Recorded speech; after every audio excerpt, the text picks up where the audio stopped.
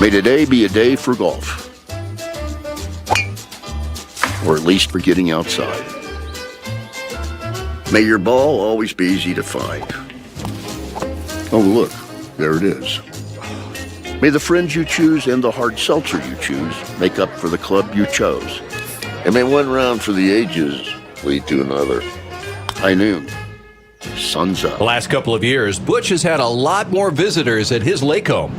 Butch, tell us how that's going. Well, I'm keeping up, but we've gone through 3 barbecue grills in the last 2 summers. We even picked up a new boat just to accommodate all of our friends. Butch, I noticed the dock still looks great. Got those cables installed to keep you tied to shore, huh?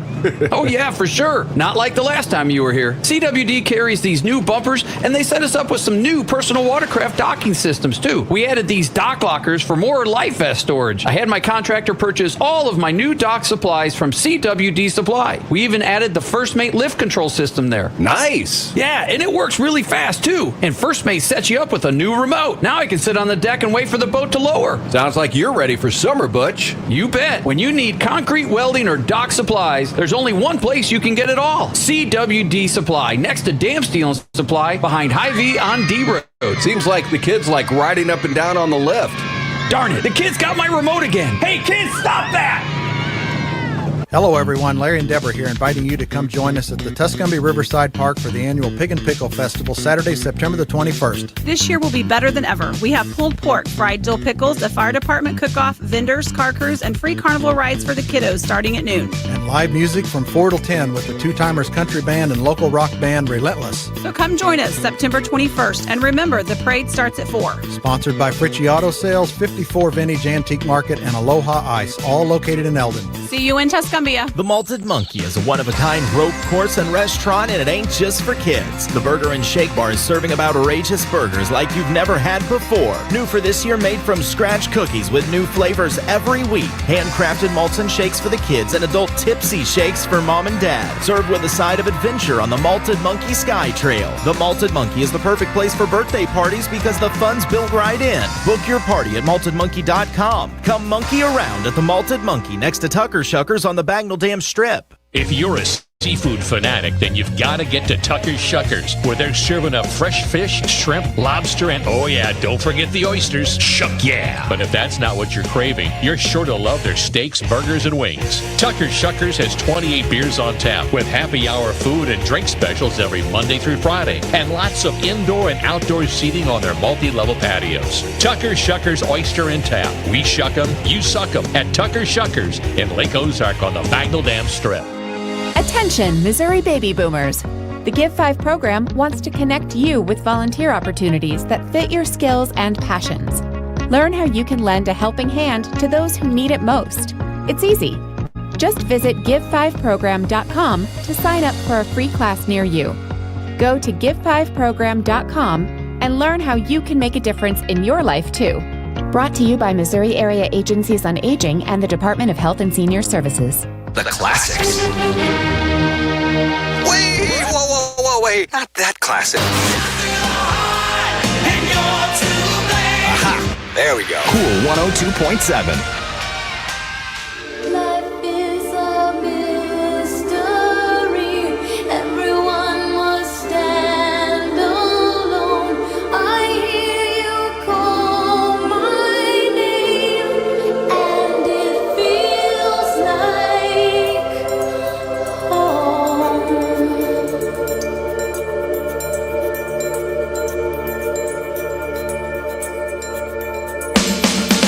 When you call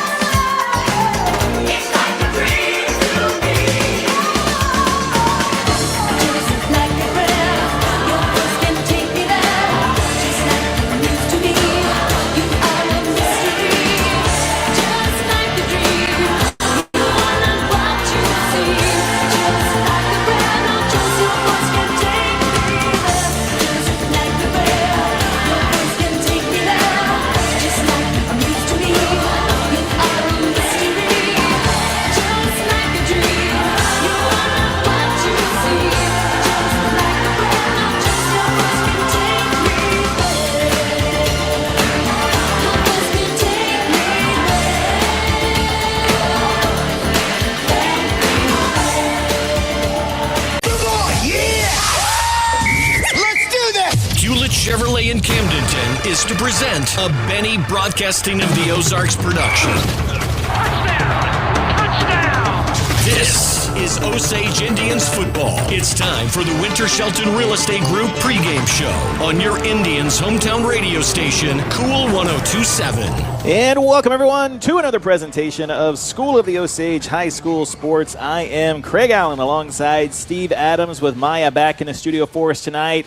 We are live from School of the Osage High School as the School of the Osage Indians get set to take on the Eldon Mustangs. Osage coming off a tough loss last week, shut out at Wardsville against Blair Oaks, looking to bounce back tonight in the second conference game of the season against an undefeated Mustangs team. Steve, last year, Osage got the win up in Eldon, kind of walked away with it towards the end. You'd like to see a repeat of that here tonight, but when these two teams get together, no matter the sport, no matter the roster, no matter the skill set involved, it seems like this one is always close. Yeah, a lot at stake here tonight between these two teams. Again, Eldon with their undefeated record, but when you dig a little deeper and you look at who their opponents are, their three opponents they've had victories over have one combined win between them. So I don't know. I think you could say pretty safely Eldon really hasn't played anybody yet, so they're looking to prove something here tonight. And Osage, of course, is looking to bounce back from just a tough night a week ago. There was so much positive energy and momentum after those first two wins, and then, you get a little deflated a little bit after being beat like that, and they're looking to bounce back here on their home turf.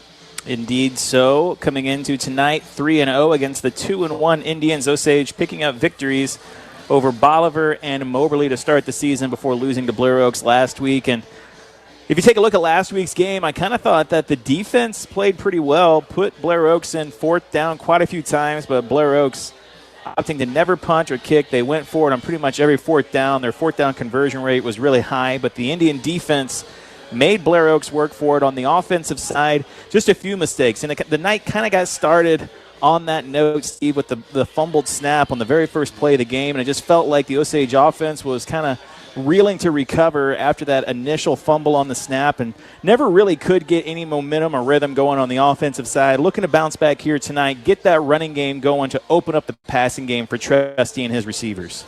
Yeah, just, as you noted, there were some positives out of the Osage defense last week, but our offense just didn't really give them any break or give them any help. There were no sustained drives, lots of 3-and-outs last week, and it just seemed like Blair Oaks was right in our huddle. I mean, they just knew what we were going to do, and they were ready for it. And, when you have the guys in the trenches that are just, bigger, stronger, and they can push you downfield a few yards every time that ball is snapped, it's going to be hard to have much success, and that's what we experienced last week. But, again, I think I hope for the community tonight, because I think I could feel some people kind of coming together and being excited about Osage football.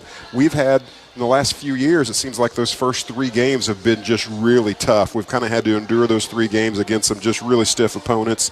And here, this year, starting out with the two wins, just feeling some great excitement about that. And I hope we can bounce back and recreate that energy we had a week ago. Well, it's the only time tonight that I will make this joke. I can't make any promises for Steve, but there is a lot of maroon in this crowd here tonight. So I'm just going to assume there's a lot of Osage supporters out there, right? Of course. I see some people wearing some maroon with gold on it that I didn't expect to see, Steve. I've gotten in trouble for wearing maroon and gold before. Have you? I have. I think I've told you that story before. On a week like this? It was at a track meet, and I wore a Washington Redskins, pullover thing, thinking that's maroon. Yeah. But it had a little trim of gold on it, and that didn't fly well with your father. Oh. I got some looks. You know what? And we've talked about this at family dinners, and he brings it up at Christmas every year, and he's always held this against you. I think the Washington Redskins, I think that's not even maroon. That's like a crimson. Hey, you know what? I'm not getting out my Crayola box and trying the thing, to find Steve, the matching when crown, you see in 5K like my eyes, you can tell the difference of these reds, okay? Your vision is off the charts. I'm spotting dimes left and right. You think boom. You think that would make a bigger difference when you look in the mirror every morning? You think it would make a difference with the yard marker and downage on each play, but that doesn't seem to matter much. Well, because we don't have the LED markers. That's what we're missing on there. I put in a request for them, but they said I'd have to pay for them out of my own pocket. Who'd you send that to? I just typed in admin at Osage. I don't know who that goes to. I'm sure that went far. Yeah, well, it got back from a mailer demon. So try and figure that one out. I'm not sure who that went to. Sounds evil. Sounds dark. We're up here in the Kellysport Marina press box for the pregame show between the Eldon Mustangs and the School of the Osage Indians. We'll take a break, come back, and get you set for kickoff after this. You're listening to Cool 102.7 Sports. The last couple of years, Butch has had a lot more visitors at his lake home. Butch, tell us how that's going. Well, I'm keeping up, but we've gone through 3 barbecue grills in the last 2 summers. We even picked up a new boat just to accommodate all of our friends. Butch, I noticed the dock still looks great. Got those cables installed to keep you tied to shore, huh?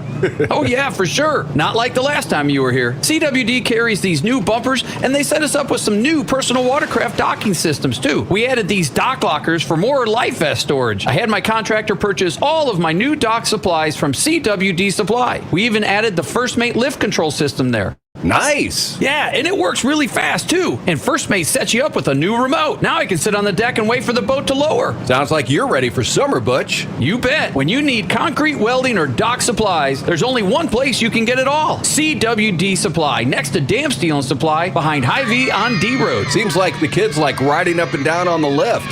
Darn it, the kids got my remote again. Hey, kids, stop that!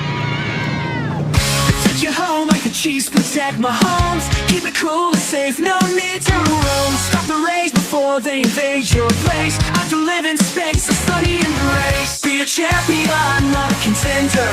With American Sun Control, you're the defender. Shield your home, make it bright and bold.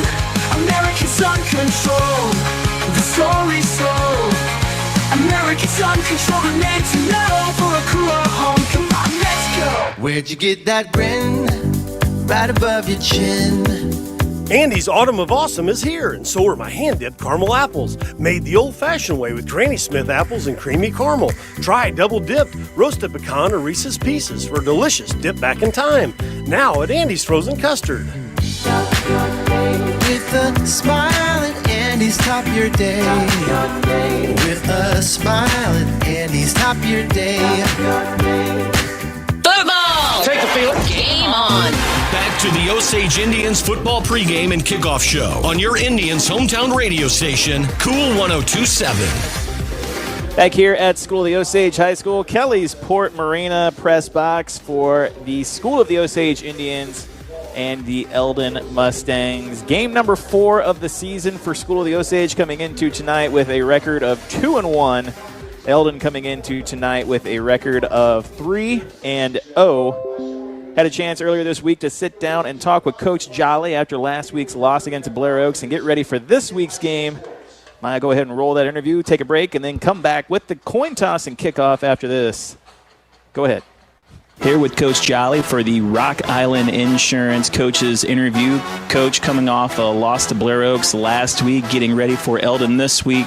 I know you came up and talked about it at the end of the game last week, and now you've got some practice under your belt. What's the attitude and demeanor of the team after last Friday night's game? I think they're doing fine. I think the initial shock of our poor performance on Friday night hopefully wears off. I've listened this week and someone had said there's no reason to sit around and wait until you win again to be in a better mood. So, you kind of learn to navigate that. And I think that's one of the things about sports that people miss out on is overcoming adversity and dealing with losses. I want to ask you, after a game like that, does the coaching change? Is there anything that you're looking to change, or does it just kind of stay the course because you know what kind of team you are? Well, you have to take a look at it, and you go back and kind of self-evaluate and self-reflect and say, is there anything that we could have done any better? And obviously there's always stuff that you can do better, but, I'm pretty proud of our approach and really proud of our kids' effort up to the point prior to the game. We just didn't perform, and, and you can say whatever you want. No one here is happy about it, and that's part of a season is going through that stuff. I think we're just lucky that it was week 3 and not week 10. Do you think a game like that on Friday night gets you ready for districts, considering who's in our district? I don't know. Blair Oaks is pretty good, so saying getting ready for adversity, for, a poor performance, every game each week gets us ready for stuff. We had a great JV game this week, and our younger kids, I think, got a lot better for it, and there was a few role players that come up, so every opportunity is going to make you better. But, anytime, I still, Blair Oaks did a lot of amazing things on Friday night, but we had a lot of self-inflicted wounds ourselves that allows us to take a look at it. Coach, coming up this Friday night, we're back home, which is great, but we're taking on the Eldon Mustangs. Community night, big-time rivalry. You've been on both sides of it. Can you kind of talk about the rivalry as you've seen it from both sides? Well, I think if you can talk about it in two different ways. You can talk about the polluted rivalry, and that's from the people on the outside and some of the points that have been misconstrued about each community, or you can talk about the rivalry that's on the field. And I think we've got a lot of respect for the Eldon football players, always have. I carried the same amount of respect when I was in the other seats. So, there's two different ways to look at that. There's been some positives in regard to our rivalry in the past, and there's been some negatives. But our kids and coaches are committed, and we have respect for their coaches and players, that our rivalry on the field is going to be top-notch. And we talked about using the energy from the rivalry to make it one of the best football games of the year. What does Osage have to do on Friday night to get the win over Eldon? We just got to make sure we take a look at all those self-inflicted wounds from Friday night and make sure we don't repeat those. But we need to play with a high energy level and to make sure that we're trying to redeem ourselves individually and collectively from last Friday night. That's Coach Jolly for the pregame interview. We'll take a break, come back with the Duncan Diamond and Jewelry coin toss and kickoff. You're listening to Cool 102.7 Sports. When your vehicle is so dirty, your kids are writing "Wash me, please" on it, it's time to visit Auto Spa Car Wash. When it seems the remnants of the entire population of grasshoppers reside on your windshield, it's time to visit Auto Spa Car Wash. Auto Spa Car Wash offers superb touchless drive-through bays and do-it-yourself bays. Auto Spa Car Wash is located on Highway 42 in Osage Beach, across from Lowe's. This summer's blockbuster is Magnum Matt Shrimp. The lake's hottest private investigator is also the best real estate agent on the lake. No real estate agent comes close to cracking the code on any deal. When he's not busting capers, he's killing major real estate deals. Forget Higgins. With Magnum Matt, you get the total package Berkshire Hathaway team. The lake's got fast boats, but Matt's got fast action when it comes to closing the deal of a lifetime. Playing also Matt Shrimp, Berkshire Hathaway Home Services, Lake Ozark Realty. The focal point for almost any home is the kitchen. That's where you gather with family and friends. The staff at Cabinetry Pros can make your kitchen, bathroom, or laundry room beautiful and more functional, along with increasing your home's value. They offer products within everyone's budget and can help with remodels or new construction. For more cabinet ideas, visit CabinetryProsLLC.com or visit their showrooms in Sedalia and Lake Ozark. Your money management is now manageable. With an account from Central Bank, you'll have all the tools and technology you need to move, manage, and maximize your money the way you want, when you want. And you have the perk of local branches right in your community when you need some one-on-one time. Because we do banking better. Open your account online or in person at any of our convenient locations. Central Bank. Strong roots. Endless possibilities. Member FDIC. Football! Take the field. Game on. Back to the Osage Indians football pregame and kickoff show on your Indians' hometown radio station, Cool 102.7. Back here at School of the Osage High School in the Kellysport Marina press box, just saw the Duncan Diamond and Fine Jewelry coin toss. And Steve, I was too busy talking about all the great stuff that's happened to me recently. What happened in that coin toss? It looks like Eldon will be receiving. Coming out for the coin toss, our captains, we had Jason Colonius, Hunter Schreiman. We had, trying to remember, Brock Arrowwood. And I'm missing can't remember the third one. Landon Childs, state champ. Here's the thing. Paul Volter. While that was going on, I was trying to have a conversation with you. So to me, it seems like you were not paying attention to what I was saying. So on That's the field, what I'm talking about. Osage set to kick it away as we get the first quarter underway. Brought to you by High Stakes. Again, you can follow along at MoSportsZone.com or on YouTube. Search out MoSportsZone and go to the live tab on there, or download the MoSportsZone app and follow along the action on there of all games around mid-Missouri. Kick received and brought down shy of the 15. And great kickoff coverage. It'll be a long field for the Mustangs on their first possession of the night. Team effort there, but Drake Williams, will give them the credit for that tackle there. Hey, if you can start the game with the opposing team starting their drive at the 15-yard line, that's a win right there. The 1st and 10 from the 15 for the Mustangs. Gold numbers on white jerseys. Thankfully, I see in 5K. I love seeing Osage defense out there to start the game. I think that's good for us. I agree. Mark it down, folks. 5 wide receivers out. Quick throw out to the right. Pass caught and down to the turf immediately. A gain of 2. That's Evan Beanland throwing the pass out. Not sure who caught it there. I'm sure it's another Beanland. I'm pretty sure it is. Several Beanlands on the roster here tonight. It's just safe to say Beanland. It's kind of fun to say it as well. Yeah. Beanland. Sounds like a kid's game or something. Let's go play Beanland. It sounds like a country that emancipated itself. Okay, well, there you go. Beanland. I just think it was like Candyland, Beanland. You know. Okay, that makes sense. Mark that down. Steve said something that made sense. 5 wide receivers out. And Beanland rolls out to the right, looking for some help. Has his man over the middle. Ball knocked around off an Osage player and almost picked off. That was Brock Arrowwood that almost came in at the end there and got it. But that pass was deflected. It was thrown just a bit too high, and the Osage defense banging it around. Couldn't quite come up with it, but that makes it 3rd down. A tip drill going there for a moment. I was impressed by the quickness, the quick reaction by our Indians there. That would have been a great turnover to start the game. Some version of it. I thought that's what you did at restaurants after you got the bill. I was way off. Yeah, I know how you work the tip. I hand it over to you. 3rd down and long for the Mustangs. 4 wide receivers, 3 out left for Beanland. And he's looking left, has his man over the middle, secures the catch, and Childs knocks him back. And it's going to be enough for a 1st down for the Mustangs. Just past the yard of gain. And it'll be 1st and 10. Actually, a couple yards past. It'll be 1st and 10 at the 28. So a 3rd down conversion for Eldon. Osage defense can't get him off the field. Beanland's looking pretty good here to start the game. Eldon replacing, he had a big hole at quarterback with Hunter Hess graduating last year, but Beanland's looking good. Throwing the ball sharply here to start the game. And now Beanland looking to take off, rolls out to his right. Has a man over the middle and just sitting there, breaking 1 tackle before being brought down. I think it's Devin Hardy. Hardy, a senior on this Mustang squad. Another 1st down for Eldon. Eldon doing a good job. The receivers are just kind of trying to find the holes in our coverage and just kind of setting down there. Beanland finding them wide open there. So back-to-back 1st downs for the Mustangs on this first possession of the night. 10:22 left to go here in the 1st quarter. Tied up at 0, brought to you by High Stakes. 5 wide receivers out. Looks like this Eldon offense is pretty keen on airing it out.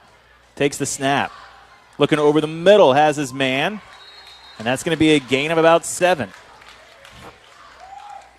You know, Eldon kind of doing the opposite of what a lot of teams do. You like to see teams come out and establish the run and open up the pass, and Eldon is saying, we're going to establish the pass and see what happens. Listen, I went back and watched a couple broadcasts because Colton has covered this team a few times this season. They run it a lot, so I'm kind of surprised to see them come out like this on this first drive. These 5 wide receiver sets, maybe they're just trying to show something that they haven't shown all season, giving Osage a different look on offense. 4 wide receivers out as they get into Osage territory. Well, it looks like we're going to get our first time out of the night. Eldon unable to get the play call in before the play clock expires. So 9:35 left to go in the first. We'll take a break, come back after this. You're listening to Cool 102.7 Sports. KQUL, Lake Ozark. When the leaves begin to fall, there's one plumbing company that does it all. 4 Seasons Plumbing, your hometown dependable and qualified commercial and residential plumbing team. No service call is too big or small. 4 Seasons has qualified plumbers that arrive on time and get the job done right the first time. So when winter comes, be ready with 4 Seasons Plumbing, your trusted plumbing team since 2002 and big supporter of the Camdenton Lakers and Osage Indians. One call to plumb it all. 348-2093. Look them up online. That's 4 Seasons Plumbing. This is Osage Indians football. Here's the call of the game on your Indians hometown radio station, Cool 102.7. 9:35 left to go here in the first quarter, brought to you by High Stakes. Eldon, 2nd down and 3 in Osage territory on the 47-yard line. First possession of the night for either team. 3 wide receivers out. Running back in the backfield is Eric Krantz. And Krantz is there to block. Beanland looks over the middle, has his man, and the catch, slips 1 tackle. Now has some blocking downfield to the 20, the 15, the 5, knocked out of bounds at the pylon, and they're going to say he was out at the 1. That is Andrew Beanland that came up with that one. And he got a block, broke one tackle, and got a block downfield. And he's inside the red zone, inside the 10, inside the 5 at the 1 yard line. Yards after catch there, the biggest difference in that play. Finding the open guy and him just making a move right there, just causing the missed tackle and taking advantage of his speed right down the field. I think everybody may be a little surprised by this. Again, Eldon typically, as you said, heavy on the run, and have we handed the ball off once so far? And now a big set in. They actually take Beanland off the field. And now it's the Beanland that just caught it with the ball. And he fumbles the snap in the backfield. Ball is loose on the deck. That's and Drake. It's either Drake Williams or Beanland that came up with it on that snap. We'll see what they say. And they say Eldon retains possession. I don't know how. So it'll be 2nd and goal now from the 11. That snap just mishandled it over his head and then couldn't quite secure it, a scramble for it. And they're going to say Beanland came up with it, but it did look like Drake Williams might have had it in his possession. It's fighting for it at the bottom of the pile, I guess, because it looked like it was all Drake's there. Hey, that's the first maybe negative play for Eldon here on this drive. Sets them up with a 2nd and goal, but a long goal here just outside the 10-yard line. Yeah, going to snap it from the 11 now, 2nd and goal. They'll hand it off, going right. Hit at the line of scrimmage and brought down. Looked like Landon Hall was in there, along with a couple other Indians on that front 4. And listen, the nicest way I can say this, Steve, is that front 4 of Osage got knocked around last week by the offensive line from Blair Oaks. They're looking to bounce back here tonight. They're not wanting to give up any big gains through the middle. And they're facing an experienced Eldon front line as they were returning all of their starting offensive linemen from last year. Look so at we'll this. see how do that you plays know out. this? Where are you getting this information? I just make it up, actually. Okay, you don't have to say that part. It sounded Oh, good. Are we on air? Yeah, it sounded good. I'll mute you like I usually do. I read the pigskin preview. Oh, okay. 3rd and goal for the Mustangs. Beanland going to roll out to the right. Wilkes has him, now loses him. Beanland scrambling with his feet, looking to get rid of it. Has a man in the end zone, stopped short and threw it. And I got to be honest with you, Steve, I think Beanland might have had a chance to run that one in. We came out pretty lucky on that one. Yeah, I think Beanland could have run it in. Instead, he fires it off to Hardy and throws it over his head, and that makes it 4th down and goal from the 10. Hey, Beanland's a game changer. I kind of wondered what their quarterback play would be like tonight, but so far he is making a difference on this first drive. Here that puts him at 4th down and looking to kick going for the 3 here on the field goal. Yeah, Devin Hardy back to kick. Beanland will hold. 4th down and goal from the 10. Hardy, kick is up, and it is not going to get there, so Eldon gets it down to the 1 yard line, fumbles the snap on 1st down, gets knocked back to the 10. 4th down comes up. They do not convert the field goal, and Osage takes over. Wow. Yeah, when you say it out loud like that, it's a little tough, isn't it? That is a lot of fun and excitement if you're an Eldon fan going all the way down to the 1, but when you walk off that field with no points and you're giving Osage the ball, and this offense is going to be hungry for some success as they just – I don't know that they ever crossed field against Blair Oaks last week. Not many first downs at all. Let's see if we can get the A-Train, Aiden Williams, on track here. Bring it in tight. Trusty under center. Takes a snap, hands off, left side. Colonius met at the line of scrimmage and then drags the tackler for a yard or 2 before he's brought down. It'll make it 2nd down and about 8.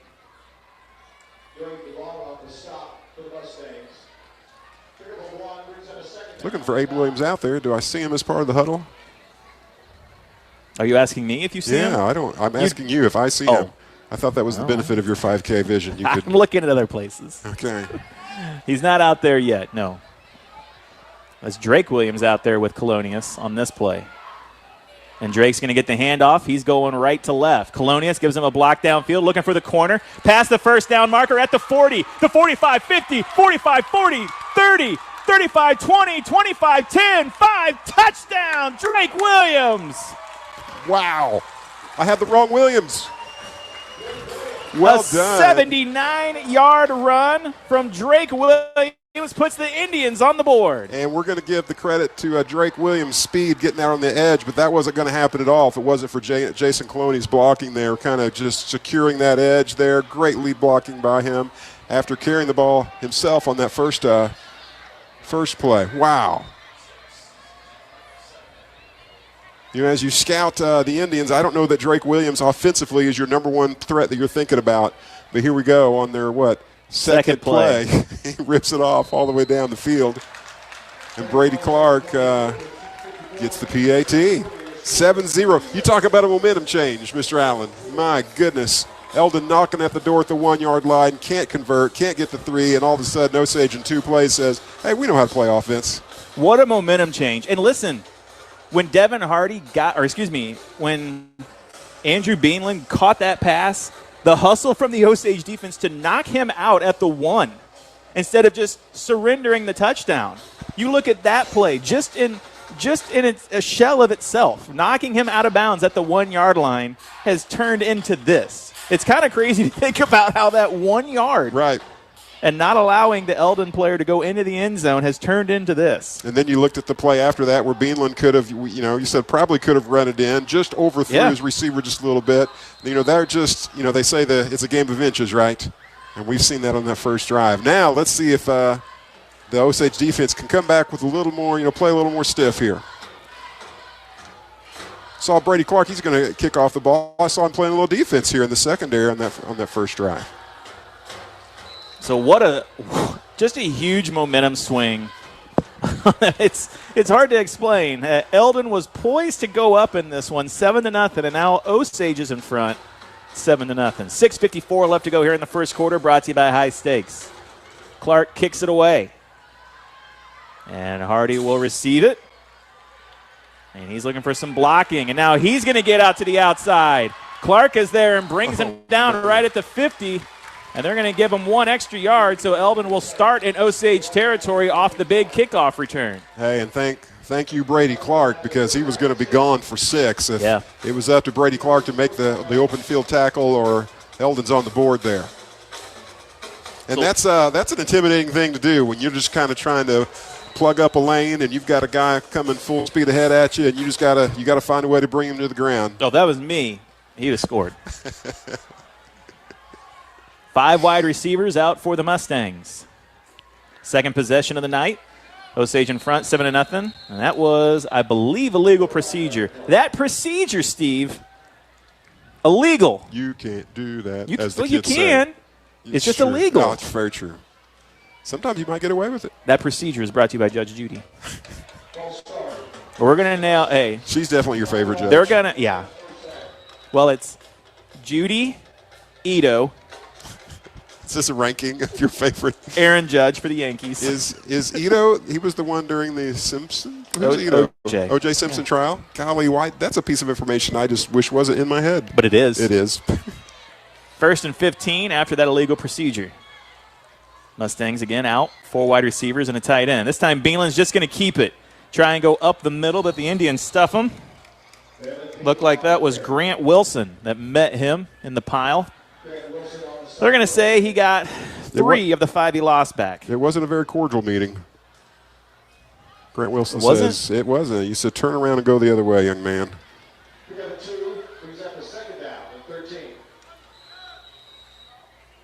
How old were you during the O.J. Simpson trial? I mean, I was in 5th or 6th grade. Okay, yeah, you're pretty young. Thank you. Still am. 5:56 left to go here in the first order. Timeout on the field, brought to you by Cabinetry Pros. We'll take a break. Back with more after this. Listen to Cool 102.7 Sports. When you're looking for a new furnace or air conditioner, price is important, but warranty, reliability, and efficiency are big factors too. At DeGraff & Reed Heating and Cooling, you'll receive very competitive pricing on the industry-leading AirEase products. Every AirEase product is built on 80 years of experience, testing, and research. Servicing the Lake and Jefferson City areas for nearly 15 years, DeGraff & Reed Heating and Cooling, for reliable products offered by reliable people, called DeGraff & Reed Heating and Cooling. Let's get back to the action of Osage Indians football. Here's the call of the game on your Indians' hometown radio station, Cool 102.7. Back here at school, the Osage High School, 6 minutes left to go in the first quarter. Osage up 7-0 over the Eldon Mustangs. And if you're just now tuning in, you've not missed much. It's been a lot of fun. It's been a wild one just already here. Beanland takes the snap. Now looking to move, steps up in the pocket. He'll get rid of it, and he floats it as Jaden Wilkes brings Beanland down as he was trying to get rid of it. That'll set up 3rd down and 12. And I got to say, Beanland's a mobile quarterback. Likes to move around in the pocket. And he, a lot of times, we've seen him a couple times tonight already, Steve. And a lot of positions where a quarterback would already be committed just to taking off and running, he's kind of pulled it back and tried to get rid of it. We've seen it work out once. We've seen it not work out twice. Well, you want your quarterback to have that kind of discipline, right? You don't want him to feel like he's got to do it all, but you also hope that he has the sense to know when it's time to pull the trigger on that run. And really, when your defense has to cover the quarterback and the receivers, it really stretches you thin. 3rd down and long here. 4 wide receivers out. Right at midfield. Beanland rolls out to the right, now coming back to the left, trying to set up the screen. And Beanland just threw it to a spot that he was expecting his running back to be. But Colin Brisbane was not there. They're having a little conversation afterwards saying, what happened there? Maybe, you gotta kind of clip those defensive linemen just a little bit, and maybe they were almost just coming in too quick to get that play set up. But if they had, man, they would have had some yards for sure. And it looks like Eldon feels like they need to go for it here at midfield, 4th and 12. They are lined up. And now Beanland will go back. He's likely the kicker. Schreiman back to receive the punt. And Beanland will get rid of it. Almost got to it was Landon Hall. Schreiman fields the punt. Did not call fair catch, so he's immediately hit and brought down, but maintains possession, and Osage will take over at the 15-yard line. Schreiman, a sophomore here, and just playing with all kinds of confidence and maturity like he has, in the first 3 games leading up to this one. He's going to be fun to watch as he continues in our program here in the next 2 years. So Drake Williams, a 79-yard touchdown run on the first possession of the night for the Indians. This is the second possession for School of the Osage. They'll start from their own 15. Trusty tight under center. Jumbo package, Steve. That's the kind of candy I get. The jumbo package. This handoff goes to Colonius on the left side. And he fights through some contact and is brought down after a gain of about 3. Sets up 2nd down and 7. And we have not seen Aiden Williams in the backfield, and we have no idea why here tonight. But Colonius, we've got some other – that's the thing about Osage and their depth of talent at running back. Whether it's Jason Colonius or Drake Williams or Brock Arrowwood, we've got a lot of talent at that position. And now this handoff goes to Drake as he tries to go to the right side, and he's immediately met at the line of scrimmage and brought down. So that'll make it 3rd and long. Yeah, it's called the Castor Jinx. And this is why I mute your microphone a lot of times. I never know. That. What I appreciate about that is you never tell me when you mute my microphone, so I just talk like it's still going. I'm not trying to bring you down. We're in it together. Mostly me. 4:35 left to go here in the first, brought to you by High Stakes. 4 wide receiver set for Maverick. Takes the snap, looking to throw. And he'll get it out to his man and just bounces it in front of Schreiman. So 4th down coming up for Osage. Looks like Eldon will get the stop on the Indians here. After a pretty fiery start from both offenses, now both defenses have stepped up and gotten their first stops of the night, and we're certainly going to be punting here this deep in our own territory. Maverick, the punter for the Indians.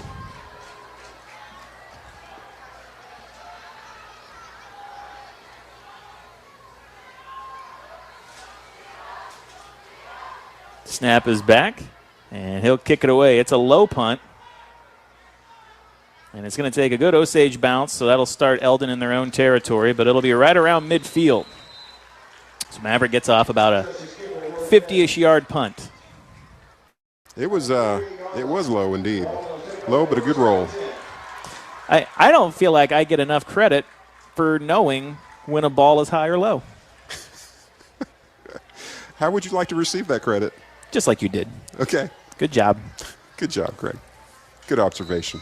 In fact, I might just clip you saying that and have Maya play it back in the studio next week.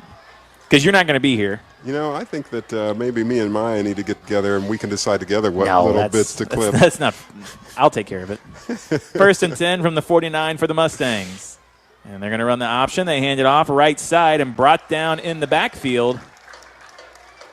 Colonius jumping out there, making the tackle. They're going to say he got back to the line of scrimmage, but I'd venture a loss of 1. Great pursuit by Clodius there. And I just love seeing that. I'm sure I've said this already this season. You know, he's an offensive star for us, but, man, he works so hard as a linebacker or on defense as well. He just one of those guys that plays both ways and full throttle he recovered every time he's on the field. Recovered a fumble and a kickoff this season as well, too. Doing it in all 3 facets of the game. Beanland looks over the middle, has his man. Oh, my goodness. Got to bring him down. Another missed tackle, but unable. They're going to say right around the first down marker. It'll be 3rd and short or a first down, but the sure tackling Indians that we saw from the first couple weeks kind of been missing here tonight. And that's something that we made note of in that Bolivar and Moberly game was first point of contact was usually the one making the tackle, but not seeing that so far here tonight against the Mustangs. 3rd down and short at the 42-yard line for Eldon. Beanland may keep this one here or try and get a quick out to a wide receiver. Under 3 minutes to go here in the first. Man in motion, right to left. And they do get it out to him. That's Hardy. Or, excuse me, that's the other Beanland. Yeah, Andrew Beanland. Little confusion. There was a ball on the ground, but I think he was down. They got the first down. Yeah. Osage was able to get on top of the ball, but it was a dead ball. Yeah, I think it was already down by the time that the ball came out there. But I just love that. I love to see defensive players always just ready to capitalize on anything, because maybe that could have been the play.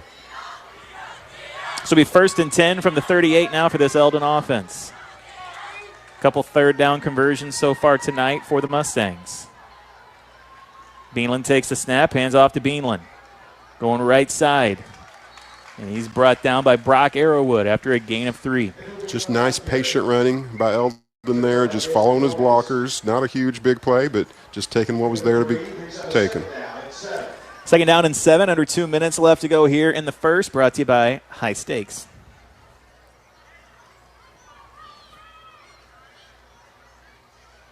Beanland will take a breather. Which one? Too many Beanlands. Can you have too many Beanlands? If you're an Osage fan, the answer is yes. Yes. Beanland takes a snap. Fumbled on the handoff, and I think this time Osage did come up with it. And they do. And Isaac Williams, the one Isaac with the Williams ball there. Just mishandled the handoff, and the ball jumped on the ground. And this time it was live, and Isaac Williams grabs it. We'll see if the Osage offense can take advantage of the turnover now. First turnover of the night, brought to you by insert sponsor here. I'm not sure what kind of business they do. Just say my name anytime. Steve Adams. I'm glad to name the turnovers after you. Handoff. No, play action. And then Landon Hall over the middle, past the first down marker. Schreiman gets him a block. He's past midfield and brought down at the 35. Schreiman did a good job of not getting called for a block in the back, but getting back right in front of the defender to help Hall pick up about 10 to 15 more yards. And again, that's a sophomore we're talking about. Just great self-awareness, getting his hands up in the air like, hey, there's nothing going on here that you need to throw that yellow for. We haven't seen from Osage the ability to really sustain a drive tonight, but, man, big plays, right? Yeah. That was a nice play action. I kind of fell for it, too. And then Drake Williams had the big block as the blitzer was coming in after Trusty. And then Maverick just puts a perfect dot right onto Landon Hall's hands. 1st and 10 from the 34. This time the handoff goes to Williams. He's looking to go left side. He breaks one tackle, spins off, looking to stay on his feet, but he's brought down right around the line of scrimmage.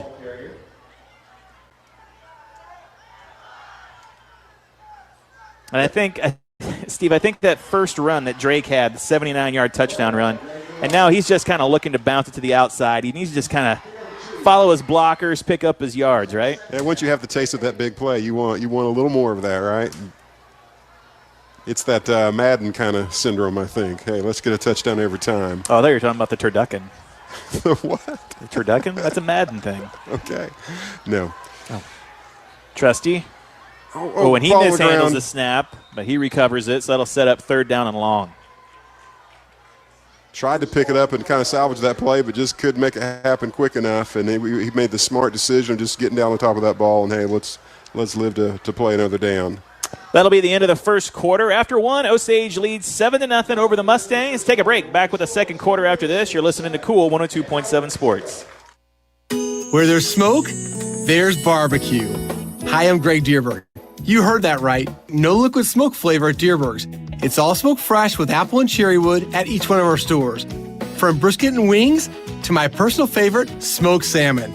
If you can smoke it, Bob's Barbecue has it. It's time to rethink your BBQ and try something truly extraordinary.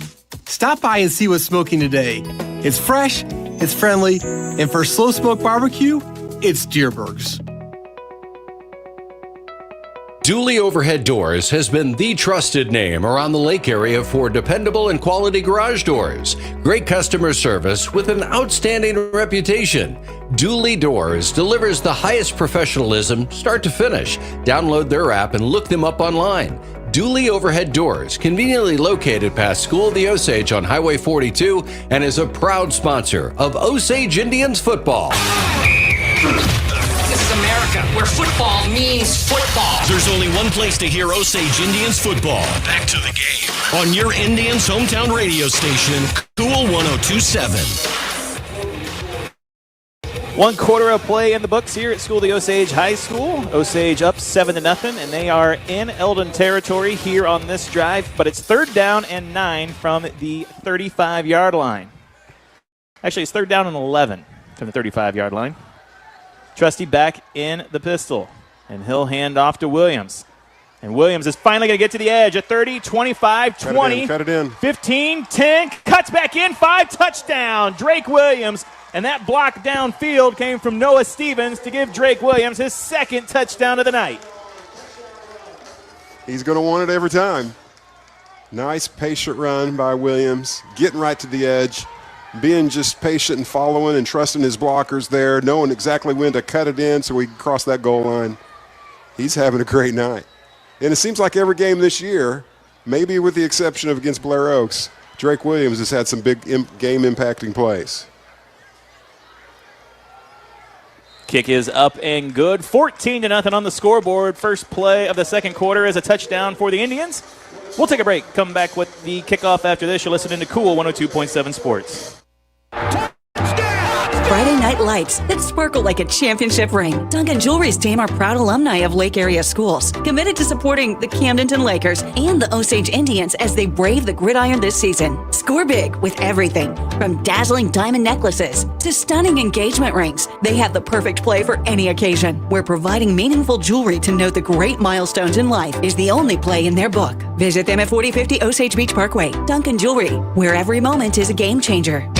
This is Osage Indians football. Here's the call of the game on your Indians' hometown radio station, Cool 102.7. Back here at School of the Osage High School, first play of the second quarter results in a touchdown, the 2nd of the night for Drake Williams as he bounces it to the outside, a 35-yard run to go with his 79-yard run. Steve, when's the last time you ran 79 yards?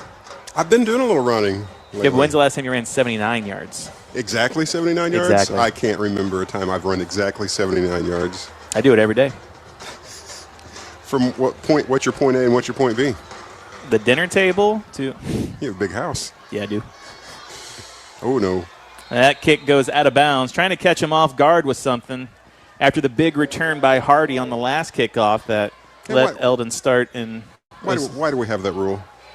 What do you mean? Kicking out of bounds. Why would he say that we can't do that? Well, then you just do it every time. You try and kick it out of bounds at like the 1-inch line. I like it. You can do that with punts. You know what? You don't see that with punts often. You remember it used to be called the Coffin Corner. Named after? David Coffin. Is that a true story? No. You say it with such confidence. I'm like, he must know. I mean, what was that other word you used? Turducken. Turducken. I think you should apologize for saying such filth on the air. Oh. I'm sorry. All my Turducken fans out there are upset now. Beanland takes a snap on first down and finds his man sliding to the turf. They're going to say incomplete. They say the ball touches the turf. That's illegal. Well, it's not illegal, but it's not legal. It's not a catch. It's not a legal catch. Somewhere in that gray area between. Someone tell me the legality of this catch, Steve. Not everything's so black and white. It has to be legal or illegal. They'll set up 2nd and 10 now for the Mustangs at the 35.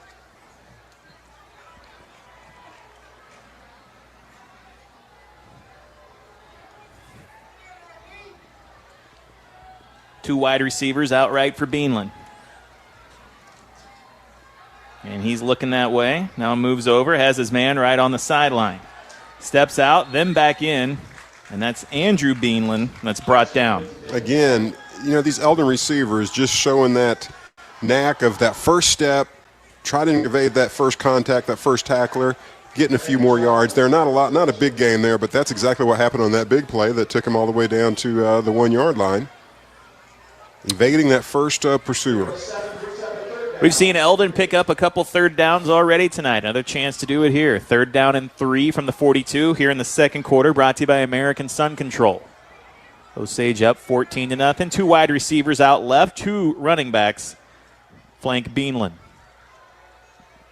And now he's chased out by Wilkes, who brings him down in the backfield. The quarterback sack from Wilkes, and it's a loss of 6. And that's, we've seen Jaden Wilkes do that all season long, where he just kind of gets the feel of the snap, of the cadence of the quarterback, and he timed that so perfectly. And I lost him a little bit in the traffic, and all of a sudden he burst through, and Beanland didn't have a chance. So that's a big deal, right? So now we're looking at 4th down and 19 and 9. Oh, I'm sorry. Yeah, you're right. Math is hard. Yeah. What do you teach? ELA, English. I'm an English teacher. Art sometimes. Oh, wow. And that punt was blocked by the Indians, and the punter recovers in the backfield. That looked like that might have been Nick Joyner that got in and got a big bear paw up on it. The way he's getting high fives, I think that is what happened. So a blocked punt by the Indians, and it's going to set them up with great field position. And so look, that doesn't really count as a turnover per se, but in essence it has the effect of a turnover, right? And you take that, combine that with the missed field goal they had earlier. So Eldon, they've had some opportunities, and they've really made a couple big errors here on their special teams play that's cost them. 1st and 10 for the Indians coming up now. Trusty in the pistol, takes the snap, hands it off to Colonius, and he hits the hole hard, left side, gets a blocker, 20, 15, 10, 5, touchdown Indians. Noah Stevens there again with the block downfield. That's the second time we can give Noah Stevens credit for getting in pay dirt just because of his effective blocking downfield. Jason Colonius, who just burst through the line of scrimmage there, almost looked like they were going to get him, but able to break that tackle and then just use that blocking downfield. It's looking just a little too easy for the Indians here. 20-0, extra point pending. Back-to-back touchdowns on back-to-back plays for the Indians. Drake Williams and Colonius put it in. The extra point is good, and it is 21-0 Osage. Take a break. Back with the kickoff after this. You're listening to Cool 102.7 Sports. Tired of settling for low CD rates offered by your bank? There's a better option. At First Bank of the Lake, we have some of the best CD rates, like 5.00% APY on our 7-month CD and 4.50% APY on our 13-month CD with a $1,000 minimum deposit. CDs are a secure way to grow your investment, so lock in a great rate at First Bank of the Lake today. Member FDIC. Other terms and conditions apply. APY means annual percentage yield. See bank for details. Let's get back to the action of Osage Indians football. Here's the call of the game on your Indians' hometown radio station, Cool 102.7. 10:07 left to go here in the second quarter. Osage putting it in for the 3rd time tonight to take a 21-0 lead over the Mustangs. Wow, and the story of this game, when you saw that first drive by Eldon, throwing the ball around, getting to the 1 yard line, you thought, okay, this could be interesting. And all of a sudden, turnover, a couple mistakes on special teams, and this game has flipped in a hurry. Eldon in desperate need of getting a score here. And the Osage Indians, twice in a row now, kicking that ball out of bounds. So, back-to-back illegal procedure. That's kind of just a catch-all name, huh? I think they have the same mindset as me. That's a stupid rule. We're just gonna do what we want here. You know what? I'll send it to admin at football. See what I can come up with. Is that your strategy in life? Yeah, just admin at whatever the topic. Yep. That's great. You should write a book about that. Admin at steveadams.com. It has proven to be effective, right? Well, look where I'm at. Right next to me. I don't know what that says. I didn't say it was good. 1st and 10 for the Mustangs from the 35. 10:07 left to go here in the second quarter. Brought to you by American Sun Control. And Beanland trying to keep it, and he is brought down by a tribe of Indians. Hit by a lot of them, and it looks like Landon Hall might have been the one to make the final hit there. Just great pursuit by Osage there, getting in the backfield, and that play just broke down in a hurry. Hard to know who to give credit to first breaking through that line of scrimmage, but that was definitely a team effort by the Indians. Yeah, there were quite a few people back there, and that is back-to-back losses for the Eldon offense on their plays now. You had the quarterback sack, the blocked punt, and now the loss of 5 on the first play of this drive. 5 wide receiver set, Beanland out in the shotgun. He is the quarterback. Look at me. And now being chased out of the pocket, looking downfield, has his man back behind the defense, and that's going to be a big gain down the field, past midfield, and brought down at the 30. Yeah, that was Nick Joyner breaking through the line of scrimmage, putting the heat on Beanland. But then our pass coverage breaks down here on the backside of that play, and they're able to convert that. And again, when you have a talented mobile quarterback like that, he's going to make some plays like that for you before the night's over with. You're not going to believe this. I think that was Brody Beanland that made the catch out there. Is that our third Beanland of the night? Yeah. We're about to fill up the whole Beanland row of our bingo board. Yeah, we're getting there. Beanland 23, Beanland 4, and Beanland 1. 4 wide receivers, 3 outright for the quarterback, Beanland. And he is being chased down from behind. Don't know if he sees it there. And that pass is incomplete as he was looking for Andrew Beanland. 525,600 Beanlands. Wow. How your mind works. I'm amazed. Time out on the field. Time out in the booth. Brought to you by Cabinetry Pros. Taking a break. Back with more after this. Osage up 21-0. You're listening to Cool 102.7 Sports. Life comes at you fast, sometimes too fast. Should have remembered the golden rule. No, not that one. Golden Rule Insurance. Call them for personal lines of insurance for home, auto, life, boat, and RV. And the best part is, when you bundle, you can save actual money. Golden Rule staff are educated and trained to ensure their customers have the very best service. Find personal lines of insurance that work for you. You can find them on Osage Beach Parkway in Osage Beach. Golden Rule Insurance Agency. Coverage you need, people you trust. This is America, where football means football. There's only one place to hear Osage Indians football. Back to the game. On your Indians' hometown radio station, Cool 102.7. Back here at School of the Osage High School. Steve, look right down here in front of us. Right here standing up, and the guy in front Coach of us. Engelbrett. Coach Engelbrett and Coach Henshaw. Oh, I didn't even notice Henshaw. We're I sitting looked right past behind him to see Coach Engelbrett. Nice. Yeah, Coach Engelbrett, Coach Henshaw here. Both of them coaching basketball this year. Henshaw taking over head coach. That's right. Coach Engelbrett coaching some lower level of basketball. Freshman at Eugene. Going back to Eugene. There's a pump fake from Beanland. He's looking deep for his man. And he has him. A beautiful pass. The fade route off the play action, and Jalen Beckman hauls that one in for a touchdown. Boy, Childs just sprinting right, tried to get back to him, and really he was pretty in good position, but it was just a perfect pass. Yeah, it was a really nice well-placed pass. Good route running. Caught Beckman in stride. And, you know, I mean, Eldon's got some talent here, and they found a way to – and this, is again, is if you take away that Blair Oaks game, only the second time that Osage has given up a touchdown this year, right? Yes, if you take away all the other instances. I said one game, just one game. That extra point is blocked, and so it is no good. 21-6. And if you take away all the other instances where it would go in, it is now 21-6. Am I wrong? What am I?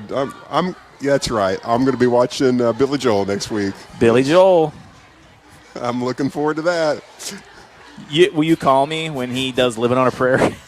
I will so call you when he does Living on a Prayer. I would love to hear. Just the thought of hearing Billy Joel sing Living on a Prayer. That's not the song you sang on air, though. It wasn't. Well, I don't want to hear him sing Tiny Dancer. I can look that up on YouTube. Yeah. When I'm not watching MoSportsZone on YouTube, where you can find live video broadcasts of all mid-Missouri sports action every Friday night, including the Camdenton Lakers, Eldon Mustangs, Versailles Tigers. I think he's got Waynesville, Bolivar. Everyone's on there. How's the streaming going? Have you had any feedback on how the streaming is going tonight?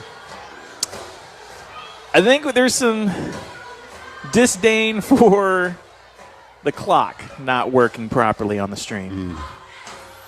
You would like me? I can just count down in the background. Would you like me to try that? Let's try it this time on this play. On this kickoff, let's have you count down the seconds just in the background silently, while I talk. What decibel would you like me to be at? I can just 5K. That's the only. Is that the only number you know? It's the only number I know. 5,000 decibels. 8:37 left to go here in the second quarter. Brought to you by American Sun Control. Osage up 21-6 off that long touchdown from the Mustangs. Short up kick. Arrowwood tried to field it cleanly, and Noah Stevens dives on it, and that'll let Osage take over. Have been touchdowns. So you like to share with the class, Steve? I'm getting some feedback that the streaming is working good, but not buffering. That's a good thing. It's not buffering. But then we won't read that one out. The stream is not buffering. Good streaming, no clock working. 1st and 10 for the Indians. 8:34. 8:33. No, I better. Trying to go to Williams up the middle. I would say you broke my train of thought, but I don't really ever have one. So just a gain of a couple by. Your train of thought is off the rails, they might say. That's fair. It's what makes you, Greg. You do a great job. For all the hard time we give you, we're riding the coattails of your talent, my friend. Well, I'm only as good as my ability. 8 minutes left to go here, 2nd and 10. Trusty takes the snap, and he's looking out in the flat. Oh, no. Almost picked off. That pass was read by the Eldon defense, and Stevens actually did a pretty good job, Steve, of coming back to knock that one away, or otherwise that might have been an interception back the other way. Oh, yeah, clearly, and it would have been in the end zone. If he comes down with that, I think he had a clear path. Whew. So that'll bring up 3rd down. 7:51 left here. Did I see you got a text for a request? They like the counting down, I see. It's creepily counting down? Well, I think was that necessary? I think that's just because it's Halloween season. Okay, that's what it is. I can be creepy. Usually, I know you can. I've seen it.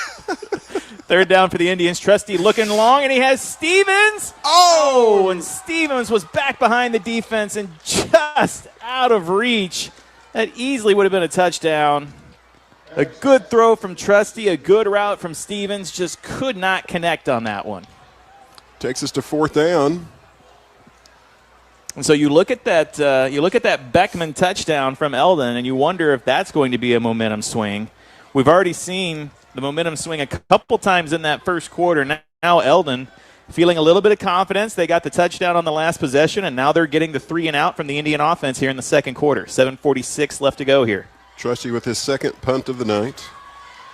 Low snap, fielded by Maverick, and he's going to get a good boot into this one. And that punt is mishandled and then dove on back at the 31-yard line. And so if there was any consolations to take from last week's game, Mavericks punting was really good in that game. Had some really nice punts, almost a down at the 1-inch line at one point. But pretty good kicks for Maverick last week. Saw another one there. His first kick tonight was about 50 yards, and that one's going to be over 50. And now Eldon will take over at their own 31. 7:37 left to go here in the second quarter, brought to you by American Sun Control. Eldon dropping the ball on the turf again on receiving that punt. Just a little sloppy here, but it turns out in their favor. 3 wide receivers outright for the Mustangs.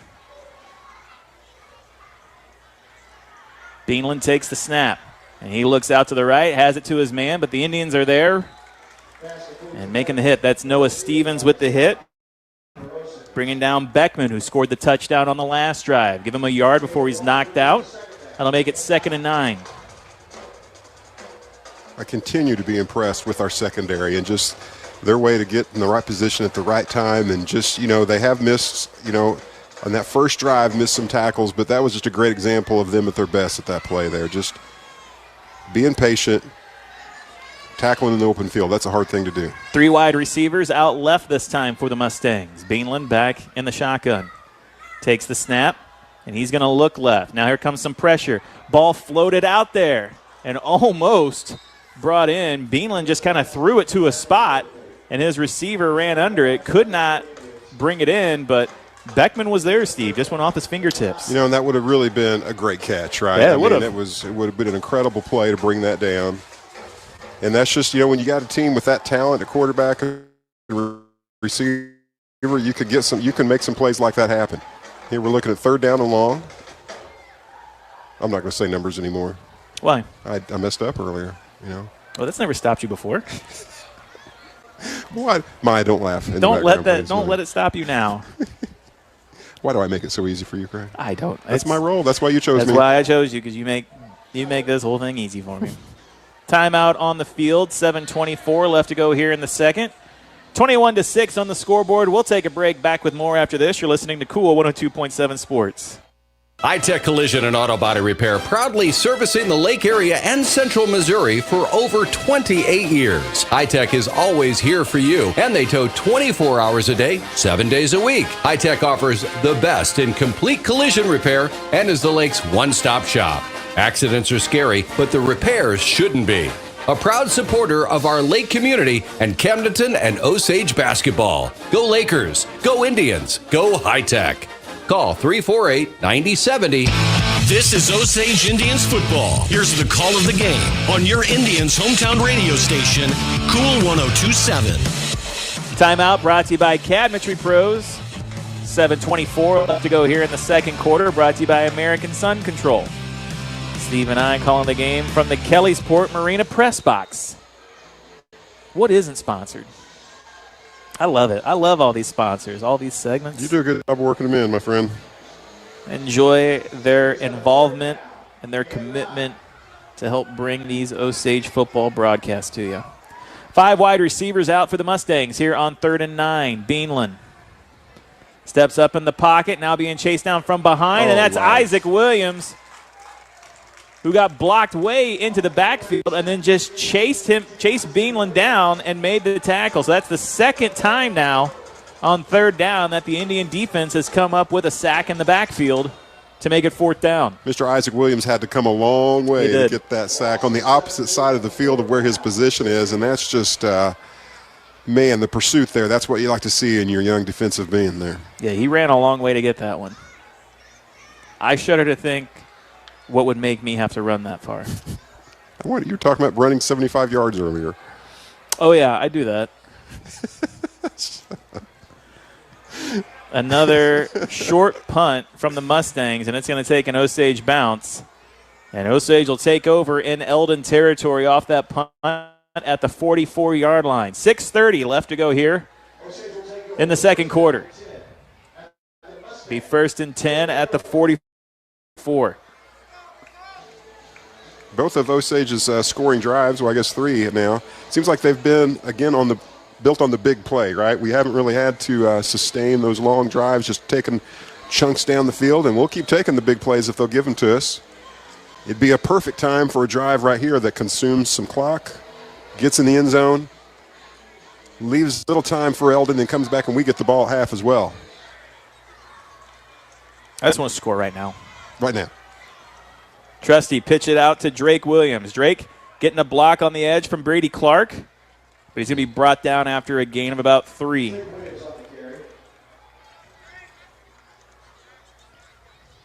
Brady Clark, Hunter Schreiman. We're seeing some different people out here on the edges, Steve, setting some blocks. Noah Stevens has had 2 blocks from the wide receiver position tonight that have sprung touchdowns.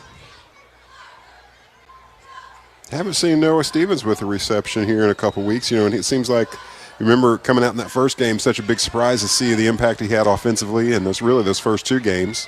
nobody had much of a very, impact against Blair Oaks. Love to see him get some action here. Timeout on the field brought to you by Cabinetry Pros. Well, I wonder if this is a water break timeout. Remember those last week? It would make sense on tonight, right? Yeah, it's hot.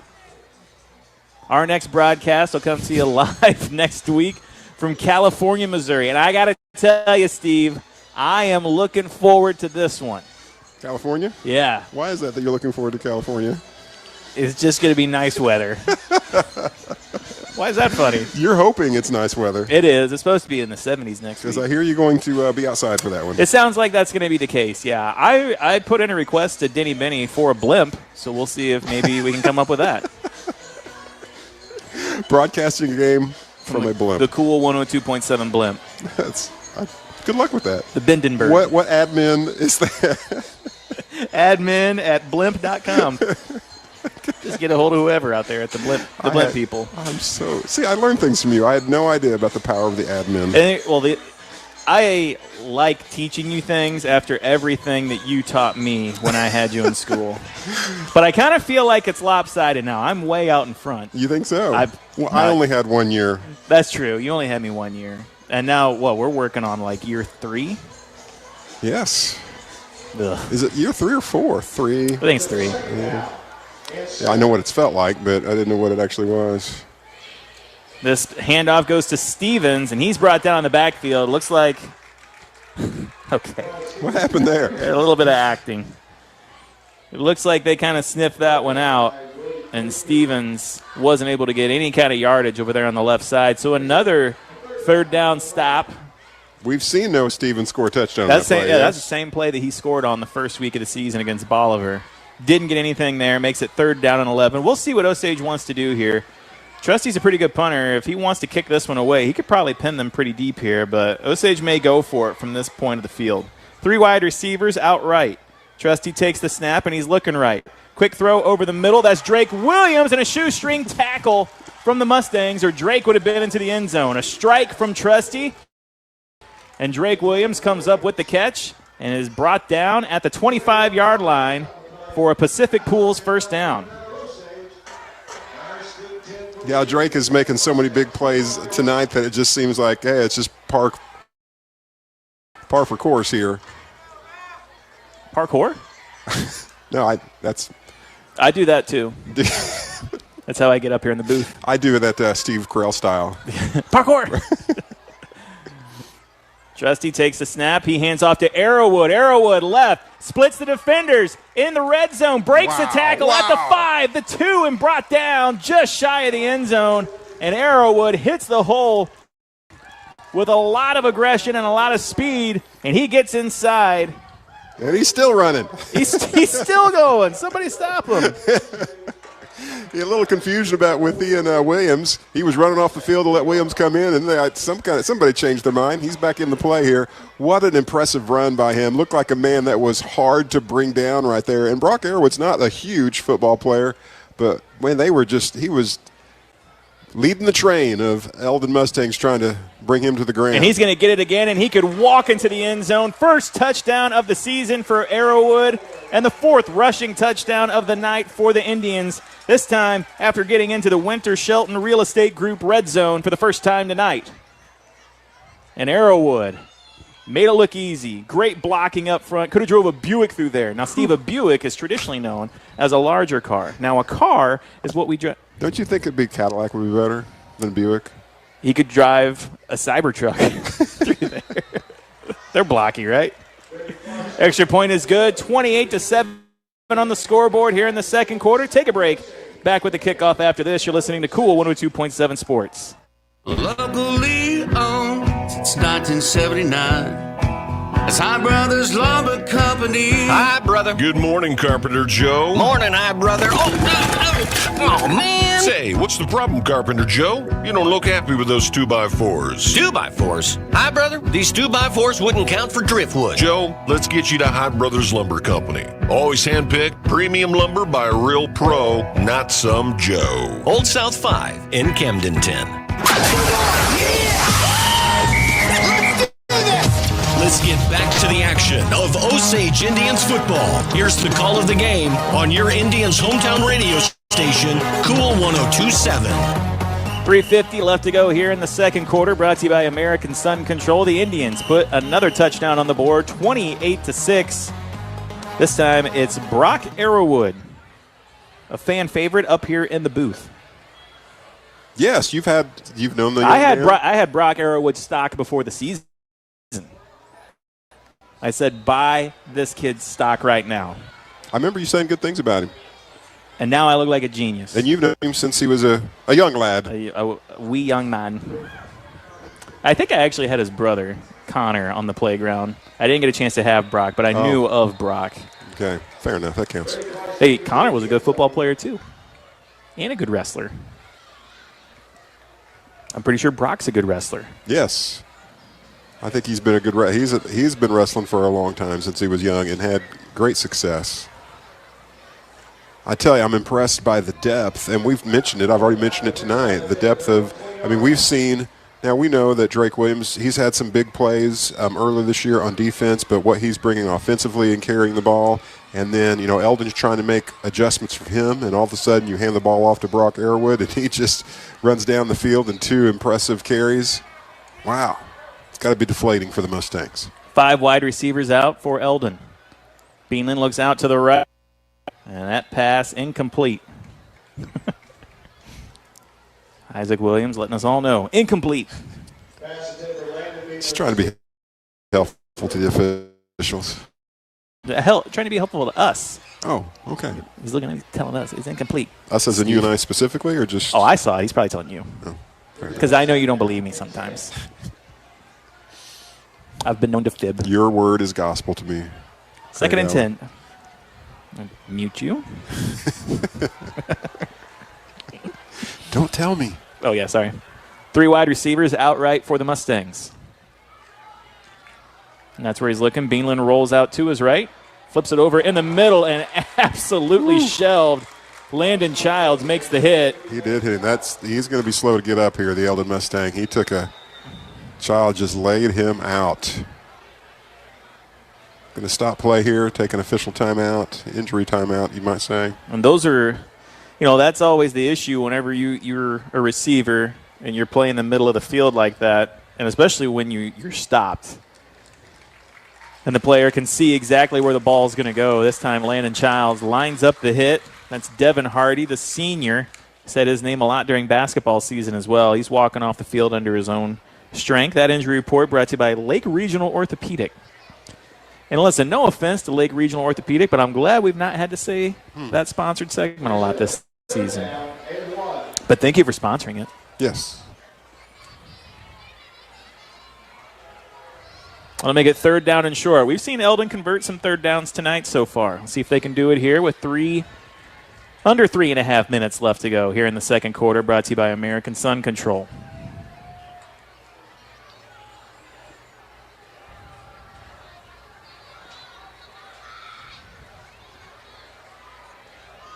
Back in the shotgun, Beanland takes a snap, looks out left, has his man, trying to jump the passing route, but the pass is completed and then brought down after a short game, but enough for a 1st down. Well, they just play so aggressive. They're really trying to anticipate. Defense. Yes. Well, we saw that a couple weeks ago against Moberly, where Osage just kept blitzing down the stretch at the end of the second quarter, and Moberly was doing a good job of kind of just taking what the Osage defense was giving them, and then finally Jaden Wilkes on a blitz got to the quarterback and he threw the interception. So that aggression can pay off. We'll see what it does here. And that's a lot of faith in the Osage secondary. We heard Coach Jolly say that in an interview last week. Now here comes the pressure from Osage once again, and that's Jason Colonius hitting Beanland as he gets rid of it, and that pass is way short. And Colonius just put his head down, and Beanland left his feet. Maybe not a great idea, and kind of took the shot right. And you can see him, Steve, doubled over out there. He took a shot. He might feel that one tomorrow. That's me after every broadcast with you. Just the next morning, I was just, you wake up feeling so good and refreshed and just re-energized. Throat hurts, my brain hurts. Used to be my feet hurt until I got these shoes. I feel like I might be in an abusive relationship, Craig. No. Over the middle, that pass over the head of the receiver and just off Schreiman's hands on second down. So they'll make it 3rd and 10.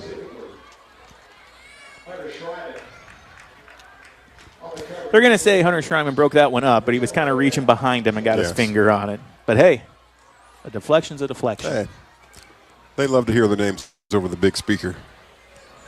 Yoder does a good job of that. He never says our name. That's fair. I'll talk to him. What do you think we have to do to get him to say our name? I can't imagine any positive scenario. I can't. Craig Allen, please move your vehicle. 2:32 left to go here in the second. And that was a little bit of a false start there from the Mustangs. That'll bring them back 5 yards. Boy, Jaden Wilkes, they're anticipating that snap again. He's so good at that. And I want to give credit to our coaches there, too. I'm sure he's given full permission to do exactly that. So here we go, 3rd and 15. Let me ask you something, Steve. So when they have the ball like right on the 30 and then they have a 5-yard penalty, why do you think they actually measure it off with their feet and just say, these hashes are right, just go back 5 yards? That's a fair point. Showing a real lack of faith in our hash painters.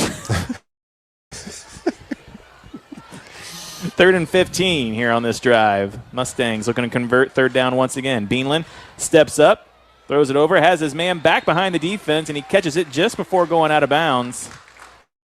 And Beanland once again stepping up into the pocket, electing not to take off. I think Beanland probably could have got the yardage to get the first down on that one if he wanted to, but instead throws it down the sideline, gets it into Osage territory with that reception. It'll be 1st and 10 from the 49. That's the second 3rd down conversion on this drive alone tonight for the Mustangs. Hey, if you have to choose between getting the first down and keeping your teammates involved or getting the first down on your own, I say get your teammates involved every time. Well done by the young man. 3 wide receivers out left for Beanland. Takes a snap and now rolling out that way. Oh, and Jason Colonius blows up the blocker and then sacks the quarterback.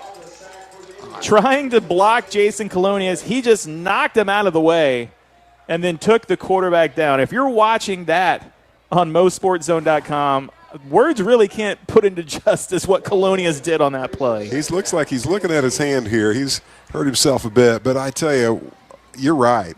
That's something you got to see, the way he, just like you described, blew through the – and Beanland just didn't know what to do with him. He just threw him to the ground. He was not expecting him to be there because he thought he had a blocker in front of him. Now 3 men out right, bringing him back left. Looking to set up a screen. Now Beanland floats it out for his receiver, but it's out of bounds. A little bit of contact out there, but that pass was uncatchable. You know, some would have said that final play of the Chiefs drive last week was uncatchable on that pass interference. Well, no sensible person. Let's not bring sense into this. I thought it was very catchable. I'm surprised you watched it. I'm surprised you even know about the play. It was just on the TV. At my house. It just happened to come on. My cats like watching the Chiefs. 1:13 left to go here in the second. 3rd down and 18. Here comes the pressure from the Indians. Beanland looking over the middle, has his man off the fingers, and that would have been close to a first down. He would have had to get some extra yardage there to pick it up. Instead, off the fingertips. And 4th down upcoming for the Mustangs. And broken up there. It looked like we had an Osage hand in there tipping that ball. Maybe Noah Stevens. I'm not sure who gets credit for that. But, again, just impressive play by our secondary. That's a tough route to defend. Just kind of running up right there the seam. Ball well thrown. 4th down, 18. And got a minute left here, just over a minute. Looks like they're going for this one. I think you got to kick it, in this situation. And Beanland will take it, and he'll kick it. And the punting has not been great tonight. Childs was back to block, and he turns around, and the ball's in front of him, so he fields it and picks up about 3 yards. I'm not sure that's how that's drawn up, but we've seen some interesting plays tonight. Yeah, it's on been special interesting. teams. That's one way to look at it. Good adjustment by Childs. That surprised you there. 1:02 left to go here in the second quarter. Osage set to receive the kickoff at the start of the third. How aggressive are you here with 62 seconds left here? 42% aggressive. Not 5K aggressive, though. No.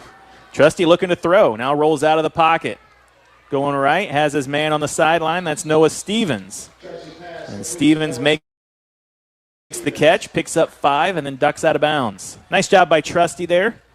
Going through his rotation, rolled out to the right, saw Stevens over near the sideline, and kicked it over to him.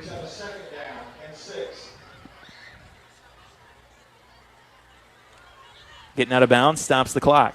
I like this. You call it the 2-minute drill. They've really only going to have the ball for about a minute, but gives you a chance to run your offense in this situation. And with the talented kicker and Brady Clark, you even have that option. Yeah. You don't have to you don't have to cross the goal line to add points here. Trusty takes the snap, throws it over the middle at his man, and just threw it behind him. That was Stevens coming through the middle, and then off the defender's fingertips. Well, it looked like he was open too.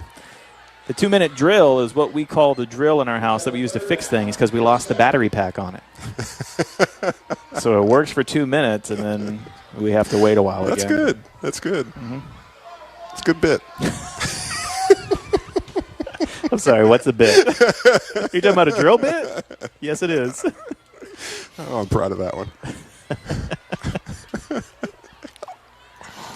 3rd down and 7 from the 45 for the Indians. 4 wide receivers out for Osage. Trusty takes the snap. Pressure from the Mustangs. Now he finds his man on the sideline. They're going to say, did he bring that in or not? And they're going to say it is a catch. A shoestring catch over there. And, of course, because of depth perception, we're not sure exactly how close he was to getting out of bounds there. But the way he was tiptoeing over there, it certainly seemed like he was close. That's a savvy play. I'm impressed by these Osage skill players. Just knowing where they need to be, having just good self-awareness of where they are. Impressive reception. Now the clock was running. Not sure why, as Stevens fell out of bounds. So why would the clock be running here? And I think the coaches want some clarification on this. Yeah, so if you're watching online, you're wondering why the clock's not running. What clock? Sorry, folks. Timeout by the Indians, and I think they're going to talk a little bit more here about why was the clock running when Stevens went out of bounds. And, Steve, I know you can read lips. What are they saying over there?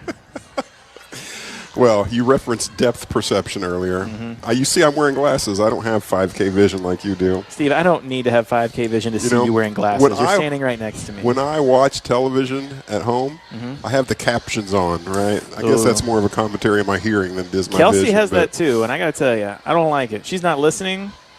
Well, she's probably watching us on mute with closed captions on right now, but I don't like it. My attention immediately goes to the closed captions. I can't watch what's on the screen because I'm too busy reading. And the thing is I can hear it, Steve. I can hear it just fine. But I'm more focused on trying to read what they're saying. I have grown addicted to the closed captioning. Oh, boy. I don't want to ever watch a show with you. We have before. We have? You have been at my house years ago when you were a young lad watching a movie.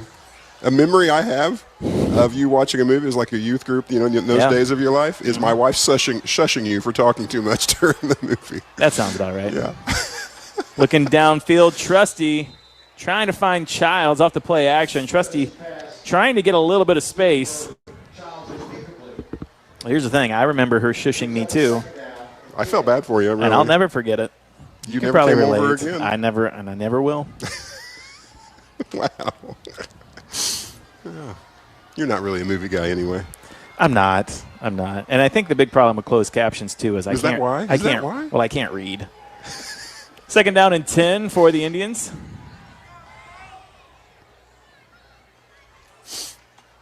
Trusty rolls out to the left.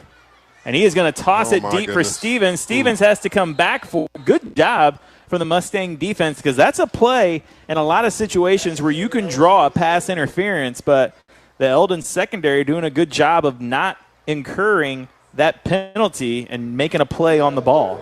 Yeah, really, if the defender had been a little more aware of where the ball was, he could have easily just turned around and had that one for a pick. Yeah, I think so. And that's a tough throw from Maverick, too. Rolling out left, throwing back across your body pretty much.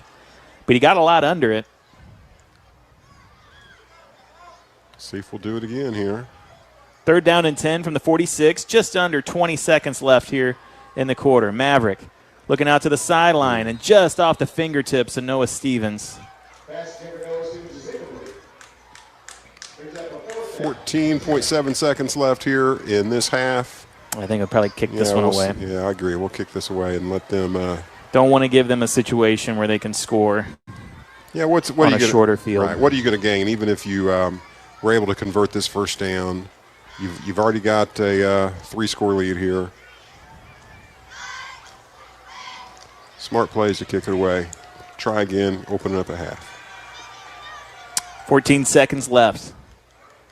High snap. Maverick tracks it down and puts another good boot into this one. And this one fielded by the Mustangs. It's on the turf. Knocked around. There's a penalty. It might be illegal touching. I'm not sure what it's going to wind up being, but kind of like on the last punt we saw from the Mustangs, the Eldon blocker just kind of turned around and it was in his face, so he tried to catch it. It was knocked away on the field and then knocked around, and Eldon came up with it. 6 seconds left, so we'll see how that impacts. Illegal touching, is that what? Explain that one to me here. It's touching that's not legal. Oh, okay. Yeah. It looks like it was actually on the Indians, so I'm not sure. It might have been holding. I think illegal touching is just like on onside kicks. Like if you before it goes 10 yards. That makes sense. Illegal. That's why the police officers are here. Because of illegal touching. Yeah, if you touch the ball on an onside kick before it goes past 10. You will hear from the law. They're out of here. Eldon will take a knee, and that's how the first half will come to a close. 2 quarters of play in the books. 28-6 on the scoreboard. Osage out in front of Eldon. Take a break. Back with the Hy-Vee halftime show after this. You're listening to Cool 102.7 Sports. KQUL, Lake Ozark. No pressure, low prices. Hi, this is Jason at Hewlett Chevrolet Buick GMC in Canterton. Hewlett has been serving the Lake area for over 54 years, and we're proud to offer the lowest prices combined with a friendly, no-pressure environment. We are proud to offer our price match guarantee. You can buy locally without all the hassles and pressures of a big dealer, but still be confident you're getting the lowest prices on your purchase. I invite you to come experience the Hewlett difference today. Hewlett Chevrolet Buick GMC in Camden. No pressure, low prices. That's the way we do it. Shop Hewlett. ShopHewlett.com. This summer's blockbuster is Magnum Matt Shrimp. The lake's hottest private investigator is also the best real estate agent on the lake. No real estate agent comes close to cracking the code on any deal. When he's not busting capers, he's killing major real estate deals. Forget Higgins. With Magnum Matt, you get the total package Berkshire Hathaway team. The lake's got fast boats, but Matt's got fast action when it comes to closing the deal of a lifetime. Playing all summer, Matt Shrimp at Berkshire Hathaway Home Services, Lake Ozark Realty. Every day, your Jefferson City and Osage Beach Hy-Vee pharmacies are committed to your health and wellness. If you're enrolled in Medicare Part B, Medicare Advantage plans, and most commercial plans, they'll cover up to 8 over-the-counter COVID-19 tests per month at no cost through Hy-Vee. Most plans cover these costs and no prescription is required. Stop in at your Osage Beach or Jefferson City Hy-Vee pharmacy and see the helpful pharmacy staff today.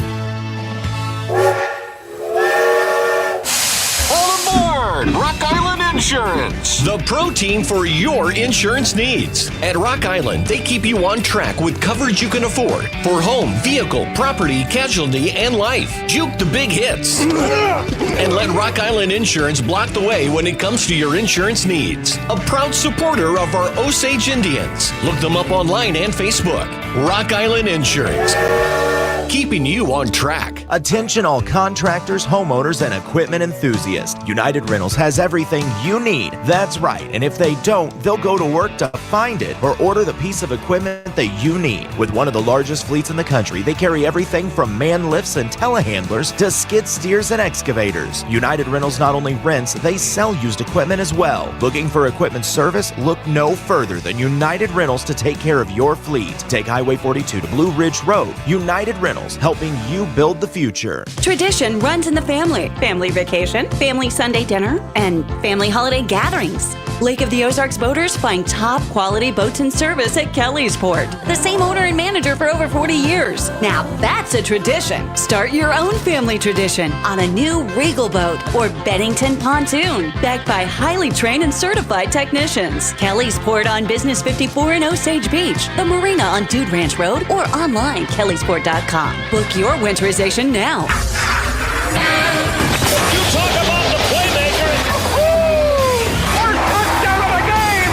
This is Osage Indians football on KQUL Lake Ozark. It's the Hy-Vee halftime show on your Indians' hometown radio station, Cool 102.7. Back here at School of the Osage High School, the Hy-Vee halftime report.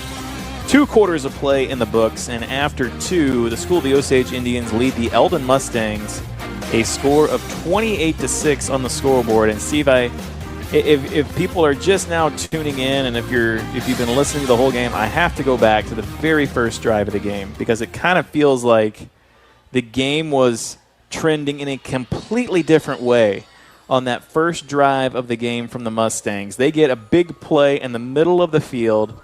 Devin Hardy, it was Beanland or Hardy, I don't remember who, but they were booking it down the sideline for a big gain. The Osage defense tracks them down, knocks them out of bounds at the 1-yard line. First and goal from the 1-yard line, they try and run just like a halfback direct thing. They take the quarterback out. Bad snap, mishandled, 2 incomplete passes later, and then a 4th down miss of a field goal. Eldon gets no points out of first and goal from the 1. Osage comes out, second play from scrimmage, Drake Williams, a 79-yard touchdown run to put the Indians up 7-0, when it looked like it was going to be Eldon 7-0 on that first drive. That just a 6-play swing feels like, not to be hyperbolic because a lot has happened, but it feels like it was just such a huge momentum shift off that first drive from each team that kind of set the tone for how this first half went. Well, you could tell in just really their gameplay and their play calling that Eldon was coming out really playing aggressive, throwing the ball around the field, when I think if you had scouted them out, you would be ready for the run. And I don't want to say maybe play calling with desperation, but definitely play calling with some, hey, let's take some chances, let's make this happen. And this, to steal from baseball, just really swinging hard for the fences there, and then to come away with nothing and give up that quick touchdown the other way. Just had to be deflating for them. And really since then, I would say every one of Osage's 4 touchdowns here tonight have been built on big plays, big runs. That was my next point. Is it feels like the offense has been more explosive tonight than we have seen it at any point this season. Obviously, the 79-yard run from Drake Williams, he followed it up with a 35-yard run. Colonius bounced it outside for about a 30-yard run, and then we saw Brock Arrowwood break a 23-24-yard run to get down to the goal line. So a big play sprung him to the goal line to score his first touchdown of the season, and 4 rushing touchdowns, and a lot of those, 3 of the 4 came on big plays of more than 20 yards for this Indian offense here in the first half.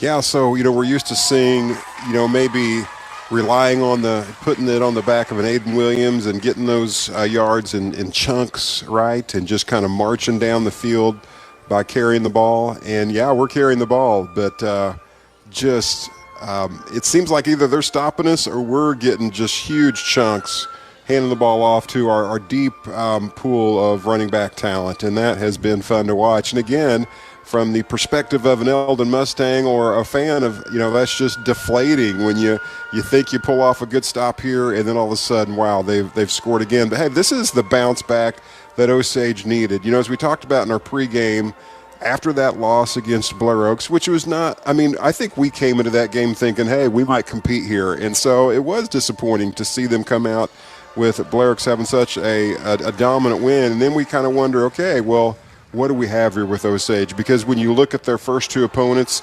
Moberly and Bolivar, they only had one win between them, right? So you think, okay, well, what do we have? And they're coming out here against an undefeated Eldon team and saying, Osage, be excited about what you have. We've got a talented football team here. Defensively for the Indians, I like what I've seen, but at times I also haven't. Eldon has been able to pick up and convert third downs at a pretty good clip tonight. I would say probably over 50%. We don't have the numbers offhand, but they're getting Eldon into third down, and we've seen some instances on third down where Osage has gotten a quarterback sack and forced, the punt, but Eldon has gotten third down conversions a few times tonight, and then we saw the big play, the Beckman touchdown. That was on third down as well. So having a hard time keeping the Mustangs off the field. They've done a good job at points on third down, but there's been some big third down conversions from this Mustang offense as well. Hey, we've seen, though, the Osage secondary, which I think is, I'd put up against a lot of secondaries, very talented, but they've had to make some adjustments tonight. We've seen some players out there maybe in some different positions they're not really used to, or maybe some young men getting some opportunities that they haven't had before. So maybe you're going to have some adjustment there as you go. And I think you just have to look at that scoreboard and think, okay, we've had some bending here, but we haven't broken. And they did a great job of getting that ball back into the hands of our offense. And, again, just have been very successful. We've punted the ball twice, I think. Am I correct about that? Maybe a third time. 2 or 3, yeah. In that first half. But when you come away with a half and 4 touchdowns and only giving up 1, that's a good recipe for winning the game. And I love that we're going to get the ball coming out at second half. It really makes – I didn't really pay attention to the coin toss and who deferred or whatever, but the fact that Eldon had the ball first and now we get to build on this lead. One job that I asked him. It's the last Friday night football of summer, as Sunday is the first day of fall, right? Yeah, I suppose that's right. Yeah, so the last Friday night football in summer, and then the weather is going to be real nice for us next week. But we got a great crowd out here tonight. It's community night, also teacher appreciation night. And, Steve, I saw you over there getting appreciated. I saw you had a big old plate of food. Central Bank taking really good care of the staff, and they've done this for years. Serving up some barbecue for all of Osage staff, and I thought, hey, you're an employee of the bank, you should have snuck in there and ate with us. I did, and then you called me out. You said, hey, this guy doesn't work for the school, and they ripped the plate out of my hands, which they seemed all too excited to do. And I looked at you. I don't know why you're bringing this up on the air, but I had pain and betrayal in my eyes. But what it was on my face? Oh, I couldn't tell. You had food all over it. What all? You said they had barbecue. What was on the menu over there? Oh, we had some pulled pork. We had some turkey, some sliced turkey. The baked beans, potato salad, some cookies, and soda and water. It was a great spread. No, it sounds amazing. I had a roll of chewy spree and a half entire roll. Yeah, well, that and a half-drank water bottle I found in the trash can on my way here. If I had to make some assumptions about your diet based on the time we've spent together, I don't know if you eat meals, man. We have food at home. We have chewy spree at home, Steve. I guess so. Yeah, I'm not. Yeah, I ate before I came. Usually. Okay. Usually, yeah. That's you have a reputation with our high school students that we take with us sometimes on the away games. The guy who won't stop. Is that what? Yeah. The guy who won't stop to let us eat. Because I'm always going. Because you're just always going. I stopped last time at a gas station. It was good food. That was a real good spree. That's what I'm saying. That fits right within your diet. Real good spree at that gas station, Steve. High sugar content. Comes in tubes. And now I'm broke down after that. Osage up 28-6 here at halftime. The Hy-Vee halftime report. We'll take a break. Come back with the rest of the Hy-Vee halftime report. And then an extra 3 minutes. And then we'll get you set for the third quarter. You're listening to Cool 102.7 Sports. Heart attacks don't follow a 9-to-5 schedule. And neither do we. At Lake Regional, a full heart attack response team is on call day and night. It's a demanding job.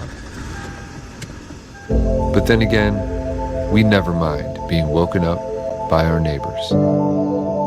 Lake Regional Health System. Our commitment runs deep. Kids ask their parents a lot of questions. Why can't people fly? Gravity. Is the moon really made of cheese? Yep, cream cheese. When can I move into a big kid's car seat?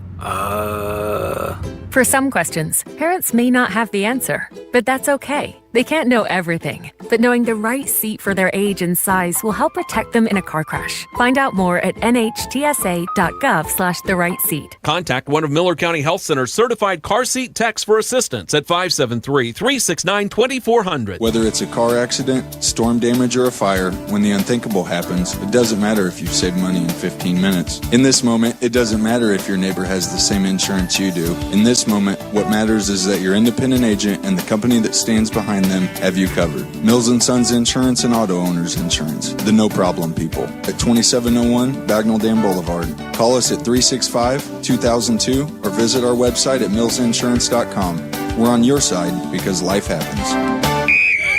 This is America, where football means football. As the bumps and bruises of football season and life build up on our bodies, wouldn't it be nice to soak away those issues in a brand new Bullfrog Spa from Pacific Pools? Enjoy stepping away from the rigors of life, the aches and pains of the past, and current injuries, arthritis, or stress of the workday. Get yourself into Pacific Pools and order your new Bullfrog Spa today. It only takes 21 days to construct and ship. And listen to the Lakers take the field, all while soaking in your new Bullfrog Spa. Polylift boat lifts. Your boat is a major investment. Make sure it sits on a Polylift. When you need a boat lift to raise your boat out of the water, choose the one voted best boat lift at the lake. Choose Polylift. Any size, built with the best quality construction, a lifetime warranty on the tanks, and the service to stand behind it. We don't just build boat lifts, we build Polylifts. We don't just build boat lifts, we build Polylifts. This is America, where football means football. There's only one place to hear Osage Indians football. Back to the game on your Indians' hometown radio station, Cool 102.7. Maya, let's go ahead and roll some more ads real quick. 6:30 left to go here in the halftime. The Hy-Vee halftime report as the Indians lead the Eldon Mustangs 28-6 here at halftime. A lot of people out here tonight. Community night. Senior night for some of our students. Yeah, senior night. Board of Education recognition. It's a lot going on. Feels good to be home. Yeah, I like that. But the Not next for 2 long. weeks will be on the road. Yeah. I'll be at California next week by myself, as Steve will be at the Billy Joel concert. As the Indians will take on the Pintos up there, and then. But you're taking volunteers, right? Anybody who wants to stand in, just anybody, right? Just you act like you're replaceable. I'm absolutely replaceable. Not at all. And then in 2 weeks, we'll be up at Hallsville, up north of Columbia, as the Indians will take on the Indians. Another road trip. Yeah, another long road trip. And then guess what? We'll come back from that Hallsville game, and then I'll be calling the Big Bass Bash on 92.7 all weekend. That's going to be a busy weekend for me. But you love the Big Bass Bash. I do like the Big Bass Bash. Get to hang out with Bass and Bob. I actually ran into Bass and Bob at the radio station. Did you say, excuse me? I said, get out of my way, Bob. I did. It was nice to see him up there. And Bob was telling the person he was working with, someone on the sales team. Yeah, and Bob was very complimentary of me to the salesperson. He was like, let me tell you about Craig Allen. I was like, Bob, thank you. You call him Bass and Bob? Robert. Robert. It's a very professional relationship between Hello, Robert. Bass and Robert. And then, when I did the Big Bass Bash in the spring, you know who came to visit me? So they do that twice a year? Mm-hmm. Maya came to see you, I think. Yeah, not you was the first answer, but yes, it was Maya.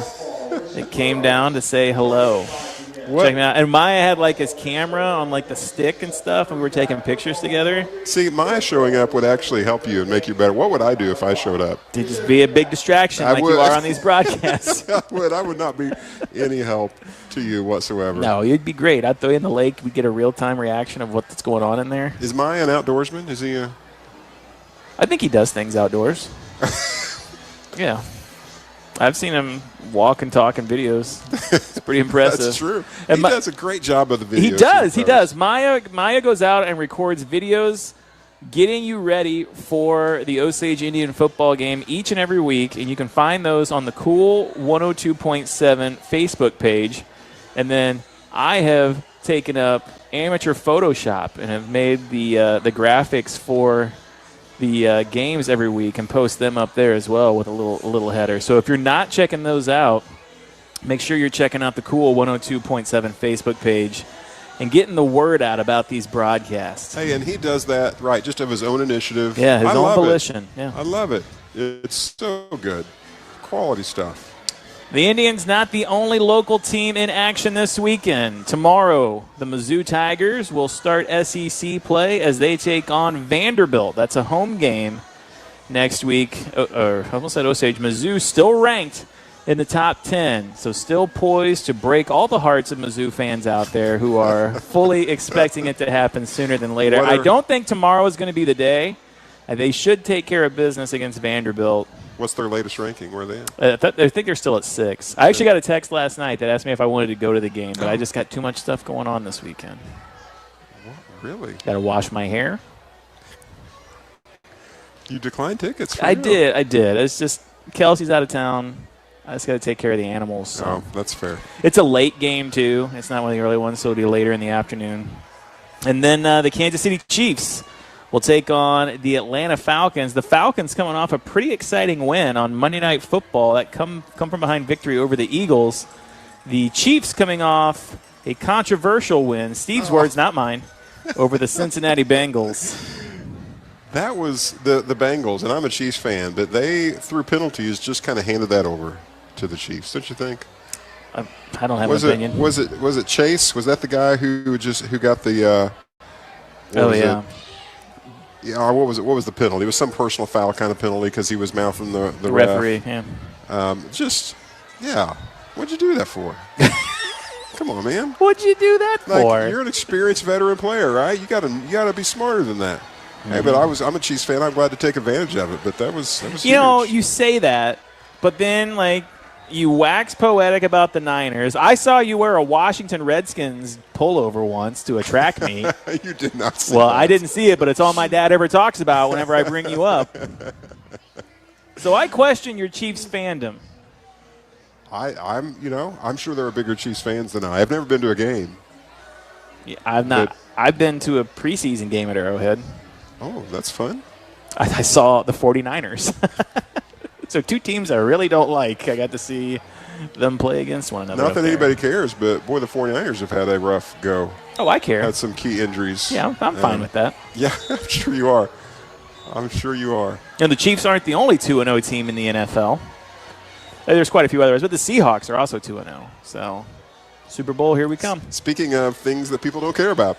Oh, well, listen, if I talk about it, they have no choice but to listen to that. So they do have a choice, actually. I'm not sure if you're aware of that. Don't tell them what their options are. So, yeah, the Chiefs will take on the Falcons. The 7th-ranked Mizzou Tigers will take on Vanderbilt tomorrow. Next Friday, we will have the broadcast for you live from California, Missouri. You know what I miss at halftime that I've not seen this year? You have to remind me if this has happened. Didn't they used to have a little, bring someone out on the field, they draw your name, and they can see if you can kick a field goal, from. Oh, yeah, yeah, right? I missed that. That was fun. We that did was entertaining. that, right? We've done it before. Have we done it this year? I mean, we didn't do it I don't tonight. think we've done it this year, no. I don't think we really – we have the band come out, and they lay on the field in the shape of a moon. That was pretty cool. They act like they're sleeping. Do you remember those McDonald's commercials with the moon? And he played the piano? Yes. That was a long time ago. That was a long time ago. That was like during the OJ trial. That's my frame of time reference for everything. I can't believe you remember the OJ trial. Judge Ito. You're a little young to care. Robert Shapiro. Who was the young Hollywood guy out there? Cato Kalin. Yes. Cato Kalin. What a character.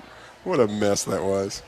Yeah, that was wild. I remember that they did the verdict during lunch, and I was in 6th grade, and they wheeled the TV out. And True story? Yeah, we all watched the verdict. I remember I was on campus. I was, I think, a senior year maybe at Missouri State, and I was in a big room. It was on the big television, and when they announced that verdict, the response in the room was just, oh my goodness. Electric, it was yeah. loud. It was loud and electric. People just couldn't believe it. And everybody had a feeling about it, good or bad. Everybody had a feeling. But that, what year was that, 96? Somewhere around 96? Yeah. That was like not this century. No, you really put you into perspective of how old you are. The OJ trial is really your frame of reference of how old you are. No, you are the one who has referenced that tonight. I'll never reference it again. Okay, fair enough. Judge Ito, last reference. Other action in the area: Helias over Camdenton, 14-8. Bolivar over Parkview, 21-6 right now. And the Mustangs are down 28-6 to School of the Osage here at halftime. Is that Maya feeding you those scores? Who's sending those to you? I just know them. Yeah. Maya will text me. I think he's got like a group chat going on with other board operators. I don't know how conducive that is for results. I know sometimes he watches them too on his laptop. He does so much to make us better. And with you, it works. You don't think he makes you better? How can I be improved? Oh, man. Oh. Here we go. Woo. It's getting deep in here. 28-6, the Indians have put 4 rushing touchdowns into the end zone. 2 from Drake Williams, 1 from Jason Colonius, and 1 from Brock Arrowwood. The one lone Eldon touchdown came off a long pass from Beanland. Take your pick. It was Evan. And he hooked up with Jalen Beckman. You can't tell me to take my pick and then pick for me. Well, I want you to. I was going to pick Jalen. I was going to pick Jalen, then you tell me I had to pick Evan. And Andrew. How many Beanlands are on here? Brody, Landon, Hugh. It'd be a lot friendly if they could just put them all together on the this number chart. That'd be helpful. This chart should be in alphabetical order, not numerical, because that's how you read a roster. We need an alphabetical roster and a numerical roster. Well, listen, you can do it on Excel, but I saw you work Excel last week, and I don't think that's going to happen. I had someone ask me about that even today. So you didn't like sheets, huh? You were like, yeah, that's correct. It did not go well, no. Third quarter brought to you by Berkshire Hathaway. Then Eldon goes for an onside kick, and it's out of bounds, to which Steve said should be legal. But unfortunately for the Mustang, go ahead, make your case. Let's say you can't kick the ball out of bounds within a certain, you have to kick it at least down the field past maybe the 35-yard line or 30. I don't know. You choose your yard, and then it can go out of bounds. That's okay. So why wouldn't anyone kick it down to the 5-yard line every time? Well, you could have guys go get it. What if you just kick it blatantly out of bounds, it goes over the line in the air? Why would you do that? What do you mean why? That's smart. In your rule set. I don't think we're seeing this the same way. Well, that makes sense. You're saying it has to land inbounds and then can go out of bounds. Yes. Because if you just kick it out of bounds, then the refs have to follow the trajectory of the ball. Yeah, they can't do that, right? It goes out of bounds. They do that with punts, but it just, I still want the LED yard markers. I don't know what happened here. If we declined the penalty or whatever, you were talking, so I missed the call. I appreciate the fact that you were listening to me. What? So they backed him up. That's what they did. And then they made him kick it off the ground. They say no tee for you. There's a tee out there. And we're not talking about sweet tea, folks.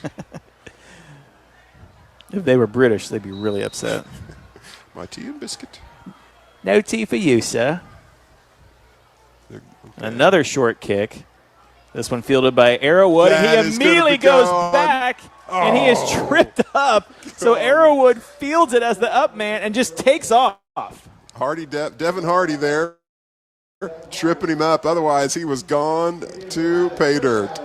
That's a dangerous play. They might not do that again. No, and next time they're just going to kick it out of bounds. That's what I'm saying. No, in the air. Now you're on my side. Draw me a picture. I won you over. You draw me a picture of what you mean. I think we're saying the same thing, but different. 1st and 10 from the 37 off that return. Almost taken to the house by Arrowwood. First down, and now this is Aiden Williams in the game for the start of the third quarter, and he's going to take the first carry inside the Winter Shelton Real Estate Group red zone. And we have missed that. I don't know. Have we missed it? I mean, we scored 4 rushing touchdowns. 4 rushing touchdowns without Aiden Williams. I mean, I have missed seeing it, maybe is what I meant by that. So that's a Pacific Pools first down, and we're right at the Winter Shelton Real Estate Group red zone. 1st and 10 from the 20. A 16-yard run there from Williams. 1st and 10 from the 20. This handoff goes to Williams. Right side, tripped up at the line of scrimmage, fights for a yard and gets it. And this has to be what Eldon was thinking they were going to get lots of doses of here tonight, lots of Aiden Williams. For whatever reason, he didn't have the opportunity to come out and play for us first half, but I just love seeing him get the ball. It just feels like when he gets the ball, he's running downhill. They held him to just about a yard that time, but that first carry broke it out for a first down. Fun to watch. 2nd down and 9 for the Indians. First possession here in the third quarter. There's the flag. False start there. Stevens jumped a little early. That procedure? Illegal. It's legal. That's my line, but okay, that's fine. I thought we were working together there. No, that's my thing. You have Judge Ito. No, I do not have Judge Wapner. Okay, that's fine. Mine, remember? That's fine. Where does Judge Wapner rank on your list of judges? 42nd. Mm-hmm. Okay, fine. You need to give him a second chance. This handoff goes to Williams on the left side, and he's got some space. Stiff arm, bounces it to the outside, and he's going to be knocked out of bounds inside the 10.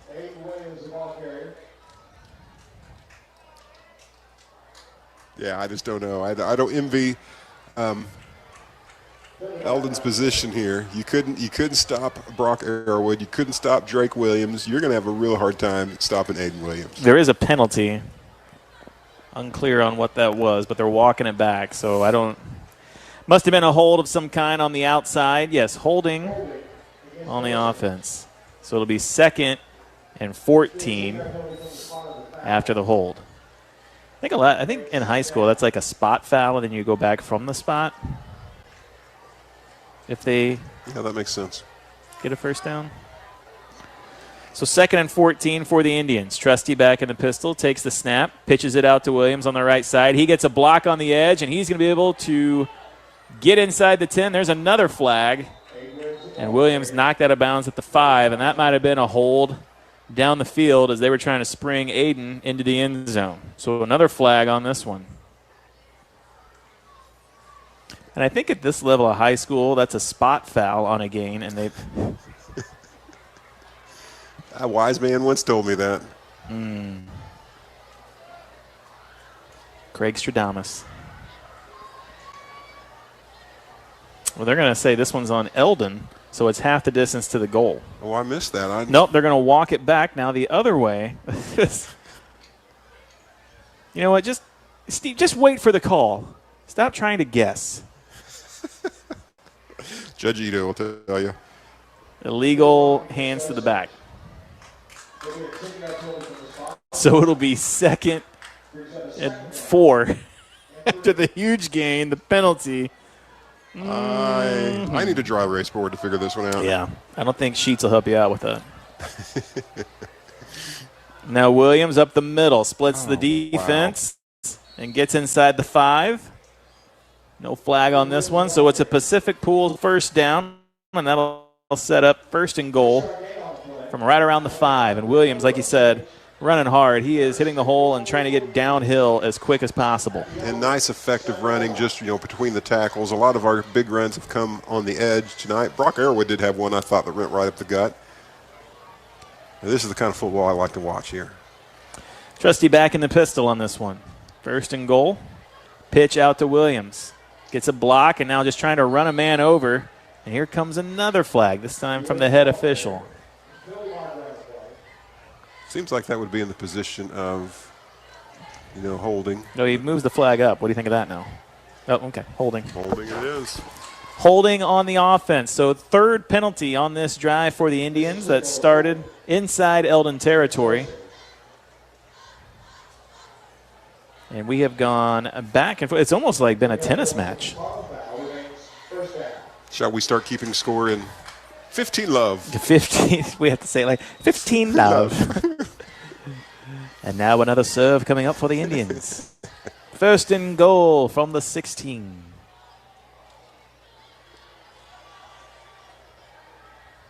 Well, the only thing that stopped us on this drive was penalties for sure. Eldon has not slowed us down much. Now the handoff goes left side. That's Arrowwood. He gets through the line of scrimmage. That was a face mask. And there's the flag out there. You could see when his head kind of turned around completely and his body starts turning back towards the line of scrimmage. So another penalty. And you know what? That's smart from Aiden Williams to get his teammates to hold out there because he's had like 65 yards on this drive now that started at the 44. I'm sure I'd like to be at the team meeting where they talk about that. Okay, you're going to hold on this play. Extra yards for me, yeah.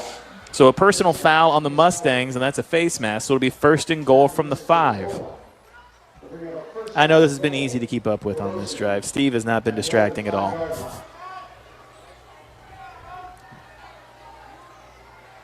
Brock being a junior here, he's going to be fun to watch. Oh, look at that. And there's Aiden Williams into the end zone for the touchdown.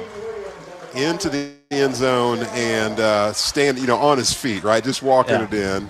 Just a powerful run there. Couldn't bring him down to the ground. So 5th rushing touchdown for Osage tonight. And I'm sure Coach Jolly doesn't like to see all those penalties, but you can't argue with the result. Well, it can be something you point to looking forward, in a dominating win. Hey, we still have some things to clean up for sure. So Osage up 35-6 after the touchdown. We'll take a break, back with a kickoff after this. 8:47 left to go here in the third quarter. You're listening to Cool 102.7 Sports. The Butcher Shop in Camdenton, honored supporter of the Osage Indians and Camdenton Lakers. Come in Monday through Saturday for the finest cuts, entrees, sides, sandwiches, and dinner needs. Always serving fresh hot ribs for Friday night lights. The Butcher Shop Catering, custom catering with our recipes or your grandma's. We cook to order. Customer service is #1 for any event, any size. The Butcher Shop behind Central Bank in Camdenton, a proud supporter of high school sports. This is Osage Indians football. Here's the call of the game on your Indians' hometown radio station, Cool 102.7. Third quarter action here at School of the Osage, brought to you by Berkshire Hathaway and Matt Shrimp. 35-6 on the scoreboard. 5th rushing touchdown for the Indians. This one from Aiden Williams as he gets into the end zone first time tonight. 3 touchdowns between 2 Williams brothers. Hey, that drive does not bode well for the Eldon defense there. Osage really did everything they could to stop themselves with, through penalties. Of course, Eldon countered with the face mask call, but pay dirt it was. Yeah, that 44-yard drive had about 65 yards worth of stuff going on there, and now Beanland mishandles the kickoff in the end zone, but thankfully once the ball hits the turf in the end zone like that, it's an automatic touchback. That rule is unique to high school, for sure.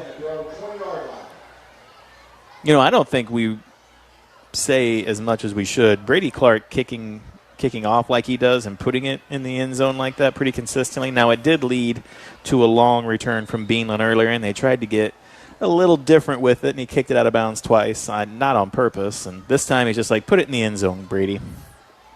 I like seeing that. Yeah, anytime we get a chance to brag on him. And again, every time Coach Jolly has talked about Brady Clark, he talks about his work ethic and all the work, all the time he's put in to develop himself as a kicker. Beanland tries to stay on his feet. The handoff goes to Andrew, and he splits one tackle off of Stevens and then able to get about 2 yards to make it 2nd down and 8. Beanland with a mane of hair hanging out there under his helmet. Looks like you. When? At what stage of my life does that look like me? Right now. Oh, okay.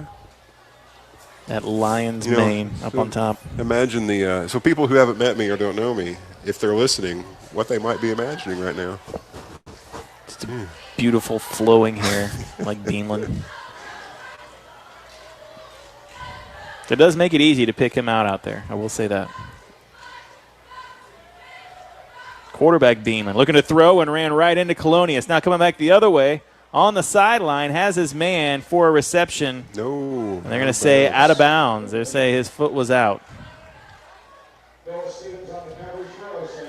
And that was Beanland that almost, no, that was Hardy that almost came in with that one. And that long hair makes it easy for me to mess up. Lord knows gold numbers on white jerseys aren't helping. Genius move. Just didn't think of the announcers when they made those decisions. No one ever does. Third down. 3rd and 8. First drive of the night for the Mustangs here in the third quarter, brought to you by Berkshire Hathaway and Matt Shrimp. 3 wide receivers out left for Beanland. Takes the snap, looks out left. Now here comes the pressure up the middle. This time Beanland's going to keep it on his own. Spins off a tackle, gets past the first down marker, and picks up the first. Cologne's had a chance to bring him down. Nice move by Beanland. Put the old washer cycle on him. Yeah, he knew the heat was coming, and he just kind of stepped out of the pressure, just away from it, and we saw his ability just to be such a talented runner there. And like you say, that spin move there at the end got him a few more yards. Well, that's not the first time we've seen him step up and have a chance to run, but that's the first time he's really taken off and ran. Other times he's just kind of passed the ball, and what we felt like have been opportunities for him to pick up gains. And that may be an adjustment they made at halftime. Have to keep an eye on that here in this drive. 1st and 10 for the Mustangs. Beanland back in the pocket. He's hit by Colonius. That ball sails up in the air and knocked down. And Colonius had a big part in that pass just kind of floating up there in the air. It was a duck. It was not a pretty ball for sure. A turducken. Steve made me look up pictures of turducken on my phone at halftime. Folks, it's worth the Google. Now I'm just going to get Amazon ads about check out a turducken stuff. I prefer to look at the cooked version of the turducken. Yeah, I don't know why I showed you the uncooked one first. That was kind of disgusting. That was kind of gross. Sorry about that. It did look better cooked. My Thanksgivings might be different this year. I doubt it. Beanland takes the snap, hands off to Beanland. Timeout on the field before the play. 7:41 left to go here in the third quarter, brought to you by Berkshire Hathaway and Matt Shrimp. We'll take a timeout as well, brought to you by Cabinetry Pros. Osage up 35-6. You're listening to Cool 102.7 Sports. If you're a seafood fanatic, then you've got to get to Tucker's Shuckers, where they're serving up fresh fish, shrimp, lobster, and oh yeah, don't forget the oysters. Shuck yeah! But if that's not what you're craving, you're sure to love their steaks, burgers, and wings. Tucker's Shuckers has 28 beers on tap, with happy hour food and drink specials every Monday through Friday, and lots of indoor and outdoor seating on their multi-level patios. Tucker's Shuckers Oyster and Tap. We shuck 'em, you suck 'em at Tucker's Shuckers in Lake Ozark on the Bagnell Dam Strip. Let's get back to the action of Osage Indians football. Here's the call of the game on your Indians hometown radio station, Cool 102.7. Osage out in front here in the third quarter. 7:41 left to go. 2nd and 10 coming up for the Mustangs. As the Indians look to close this one out and move to 3-1 on the season.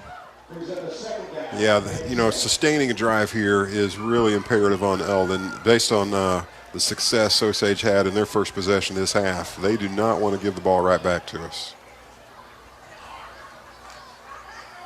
Takes the snap. Now here comes the pressure from Isaac Williams. Ooh. And he whips Beanland around. A very vicious hit. Beanland has taken some abuse tonight, some heat for sure. Yeah, this is the most sacks from the Osage defense tonight that we've seen all season. And you feel like we're kind of at a place where, again, Eldon has never established the run consistently tonight, and so yeah, there's been no attack.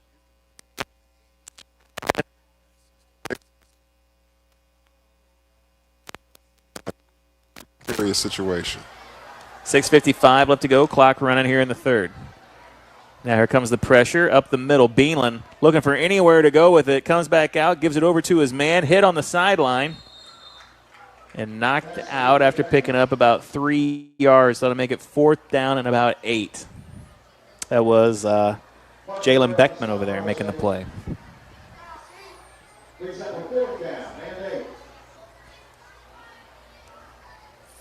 Seems like the Osage defense playing a little, there was a little more bend there in that first half. They're playing pretty stiff, pretty tight right here in this possession. 4th down, looking to punt the ball away. And Colonius gets into the backfield on the punt, and Beanland can't even get a punt away. Colonius was on top of him so quick that he has to pull down the punt and try and run for it. Doesn't even get back to the line of scrimmage. It's a turnover on downs. Yeah, clearly not a decision to, hey, let's fake this punt and see if we can. No, that was, let's not misconstrue that. That was not a fake punt. That was going to be a punt. But Colonius was in the backfield so quick that Beanland had no choice but to pull back what he was going to be a punt and try and run for it. Tough situation. Now the handoff to Williams up the middle. And he's getting some blockers and picks up about 7 before being brought down. So turnover on downs there. So again. Yeah, giving Osage just ideal field position. Again, we don't know the situation on Williams and why he had to miss the first half, but just imagine having a absolutely fresh Aiden Williams come in and start the third quarter after you've been kind of running all over the defense as it stands. When you're up by 3 touchdowns already. 2nd down and 3 for the Indians. This time the handoff goes to the right side. Williams breaks one tackle just past the line of scrimmage. It'll be 3rd down and short for the Indians. 5:55 left to go here in the third quarter. Timeout on the field. We'll take one as well, brought to you by Cabinetry Pros. You're listening to Cool 102.7 Sports. What a game. It's 4th and goal. Winter Shelton drops back in shotgun. Here's the snap. Shelton bootlegs. He keeps it. He dives into the end zone. Touchdown! When it comes to winning and real estate, there's one team crushing the competition. Winter Shelton Real Estate Group. Shelton is crushing it. Look them up online and Facebook. Winter Shelton's crushing it, yeah. This is America, where football means football. There's only one place to hear Osage Indians football. Back to the game. On your Indians' hometown radio station, Cool 102.7. 35-6 on the scoreboard. School of the Osage out in front of the Eldon Mustangs. 5:55 left to go here in the third quarter. Brought to you by Berkshire Hathaway and Matt Shrimp.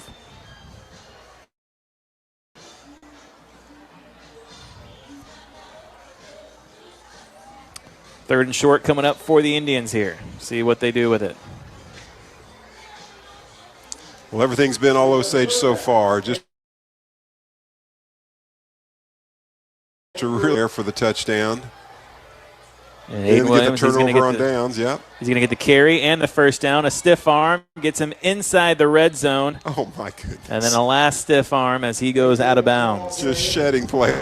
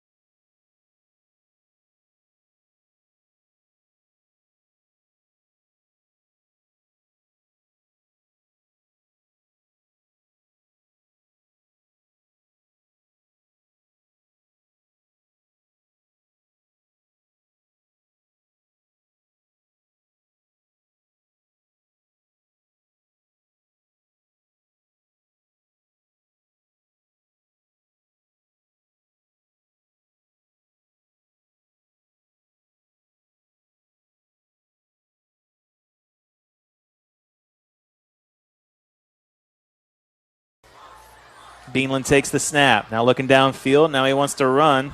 Looking for anything. Has his man just past the first down marker. And that's Beckman that caught the touchdown earlier tonight. This time he'll bring in the first down. If you're listening online or watching, we're getting some reports that we're having some sound issues. We are on it. We're trying to remedy that as soon as we can here. Is that what you're doing? I'm trying to be over busy. here floundering by myself. I'm glad people on YouTube can't hear this thing. Just leaving me, bailing Floundering. on me. That's a good word, floundering. Just came back. The sound just came back. We're back, baby. It's that mute button you Like keep pushing. Yeah, sorry, I keep pressing this mute button. Should I not be hitting this? Whoops. I guess, when I say, if you're having trouble hearing this, it doesn't really work very well, does it? If you can't hear the sound, folks, we're working on it. I was trying to do a good thing there, but this doesn't make much sense. What they know won't hurt them. That's right. Another first down over there on the sideline from Eldon. Back-to-back first downs from the Mustangs.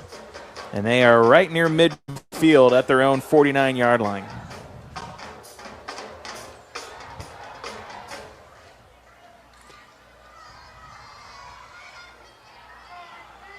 First and 10. 3 wide receivers outright. Beanland in motion, play action. Now looking over the middle and off of 2 defenders' hands. Well, initially it hit the receiver's hands, and then it went off of 2 Osage defenders, and then fell harmlessly to the turf for an incomplete pass. We're going to see an interception by Osage before this night's over. You think so? I'm just calling it. I just think when you throw the ball around as much as Eldon's going to be doing the rest of this game, and with our talented backfield, I say we're going to grab one of these before it's all over with. Okay. Am I crazy?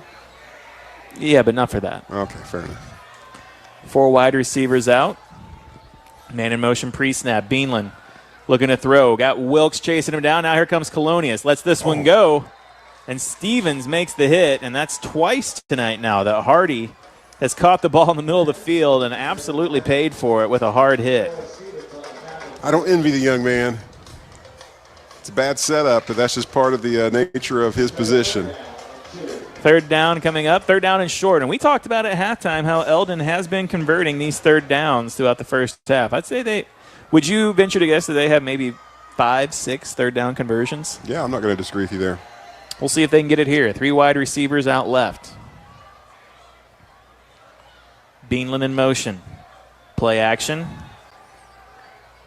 Now looking for somebody downfield. And he loses the football as he gets knocked out of bounds. He was running out of bounds, and Osage did him the pleasure of making sure he went out of bounds. Yeah, it almost looked like he tossed it out of bounds. Yeah, they're going to say that the coach is trying to say it was an incomplete pass. Is that what they're calling it? It looks like I'm not sure what they're going to give him on that one. Yeah, that's a weird play. Because I thought he was driven out of bounds a little further beyond that, so I don't know that it made a huge difference one way or the other, but we're looking at 4th and short when I think it would have been like 4th and 5 perhaps. A game of inches, Steve. Indeed. Last play of the third quarter coming up here for the Mustangs. 4th down. Beanland takes the snap, has his man over the middle. That's Hardy who controls it and brings it in. It almost looked like Arrowwood knocked it out of his hands, but then he brought it back in. Great catch there from Hardy, and that's a 4th down conversion for this Eldon offense. Yeah, and really well defended, but just, the execution offensively was just a tad bit better. Great pass, great route, great reception.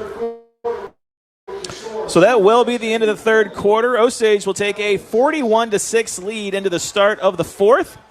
We'll take a break. Come back with that quarter for you. After this, you're listening to Cool 102.7 Sports. KQUL, Lake. A full-service graphics company, Wright Printing and Promotional Advertising does it all, from screen printing, offset printing, and promotional advertising to custom-built trophies and awards. It's where they do it the right way. Check out their Facebook page for their monthly special, and don't forget they offer online stores for all your group and activities needs. Wright Printing and Promotional Advertising, across from the Family Center on Highway 52 East in Versailles. Call 573-378-5775. This is Osage Indians football. Here's the call of the game on your Indians hometown radio station, Cool 102.7. 12 minutes left to go in this game. 41-6 on the scoreboard here at the start of the fourth quarter, brought to you by Berkshire Hathaway and Matt Shrimp. A fourth down conversion for the Mustangs makes it 1st and 10 from the Osage 30 to start this quarter. Oh, one of my favorite traditions there. What do they call it? The Cotton Eye Joe hoedown there? Is that what they call it? That's what I call it. What do you call it? That's fair. Always do that right at the end of third quarter, going into fourth quarter. See if we can get that sponsored. Beanland looking over the middle and has his man bringing that one in. That's Cody Brown. Schreiman, the defender there, with a quick tackle. Yeah, did a good job of hanging on to that football because Brown got hit by Schreiman right at the point of catch. But that'll make it 2nd and short now, just outside the red zone. Mustangs have the football. Mustangs having a little success here, similar to what they had on that first drive. Yeah, it seems pretty similar to that.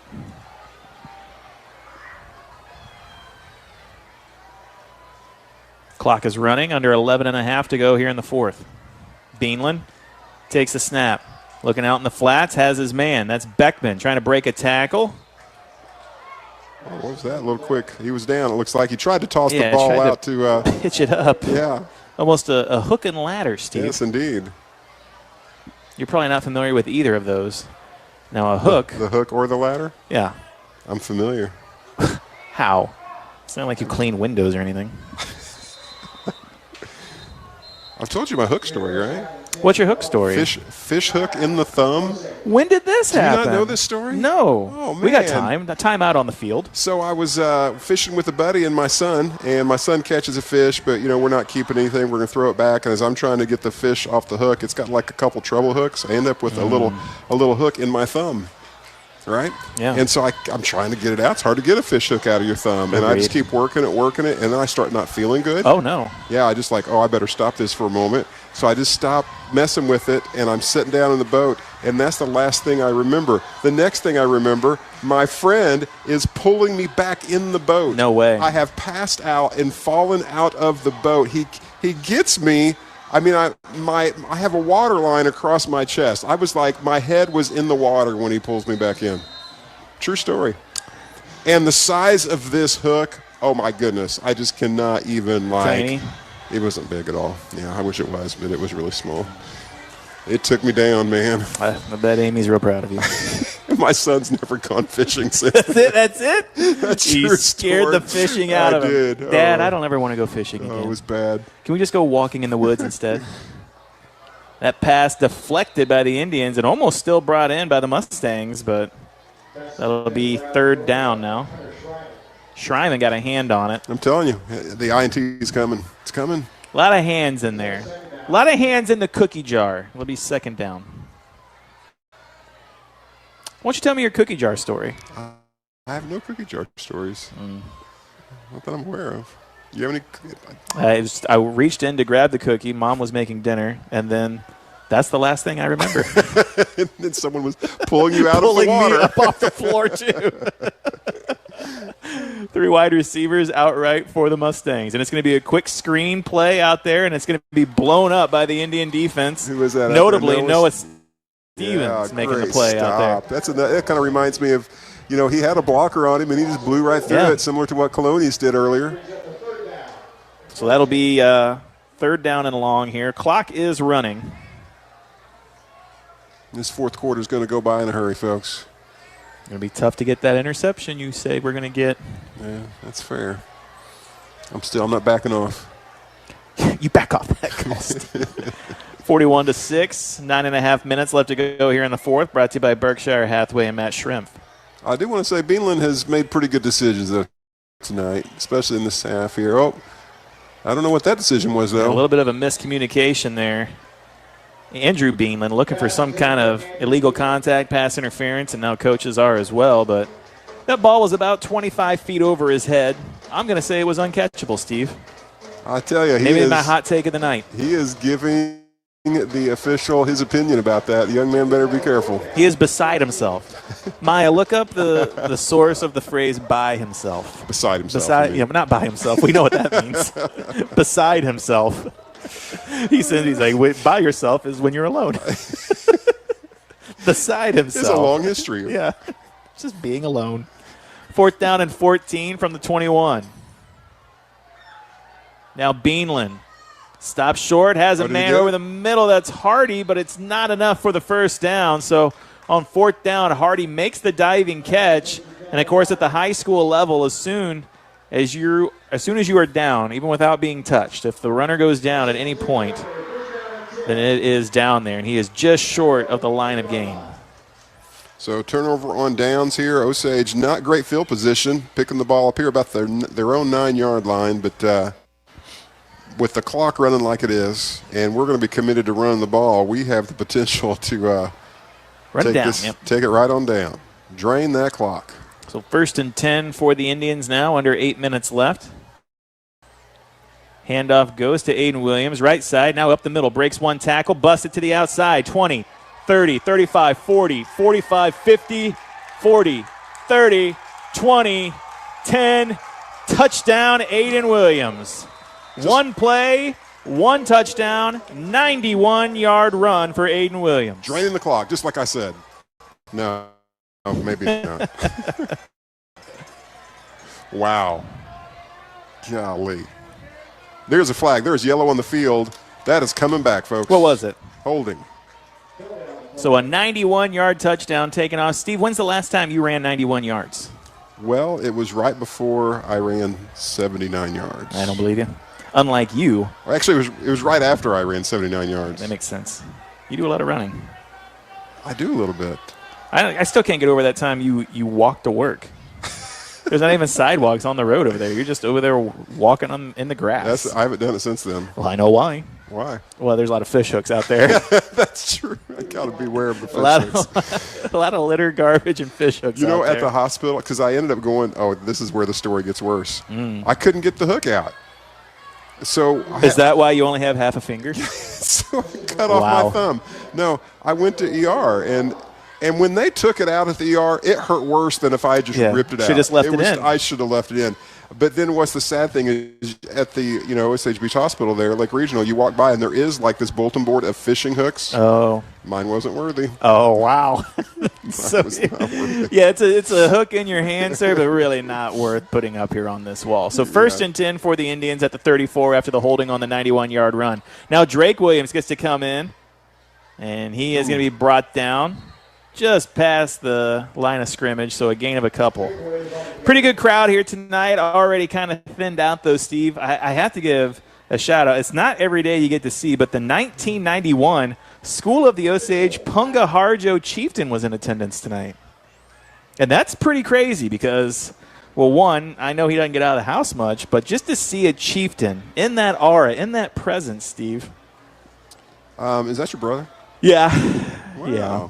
He was the chieftain, huh? Yeah. God, which makes me, by relation, probably like a general or something, right? at the very least. A colonel of the army or something. I think you've jumped sides. I don't know. Yeah, the 1991 Punga Harjo Chieftain. Wow. Got a little doll for it and everything. You know, he and I graduated from high school the same year. Were you the chieftain at your Punga Harjo? No, we were the Tigers. We didn't have many chieftains running around. Were you in the Pride? That's what a group of lions is called, Steve. You wouldn't know that. Yeah, but we were the Tigers. I don't know what a group of Tigers is called. They might be a Pride, too. Thanks for that extra piece of information, but we were the Tigers. Eldon will have their homecoming next week, so they'll be looking to bounce back from this one. And we might have a little chieftainess at that homecoming as my niece is up for homecoming queen. I guess Mustangs. I didn't know this, but in the horse world, they elect kings and queens. The horse world is kind of like a monarchy. Whereas the Indians is more of a makes perfect sense. Yeah, I mean, we learn a lot here. Otherwise, what would it be? I would elect a horse king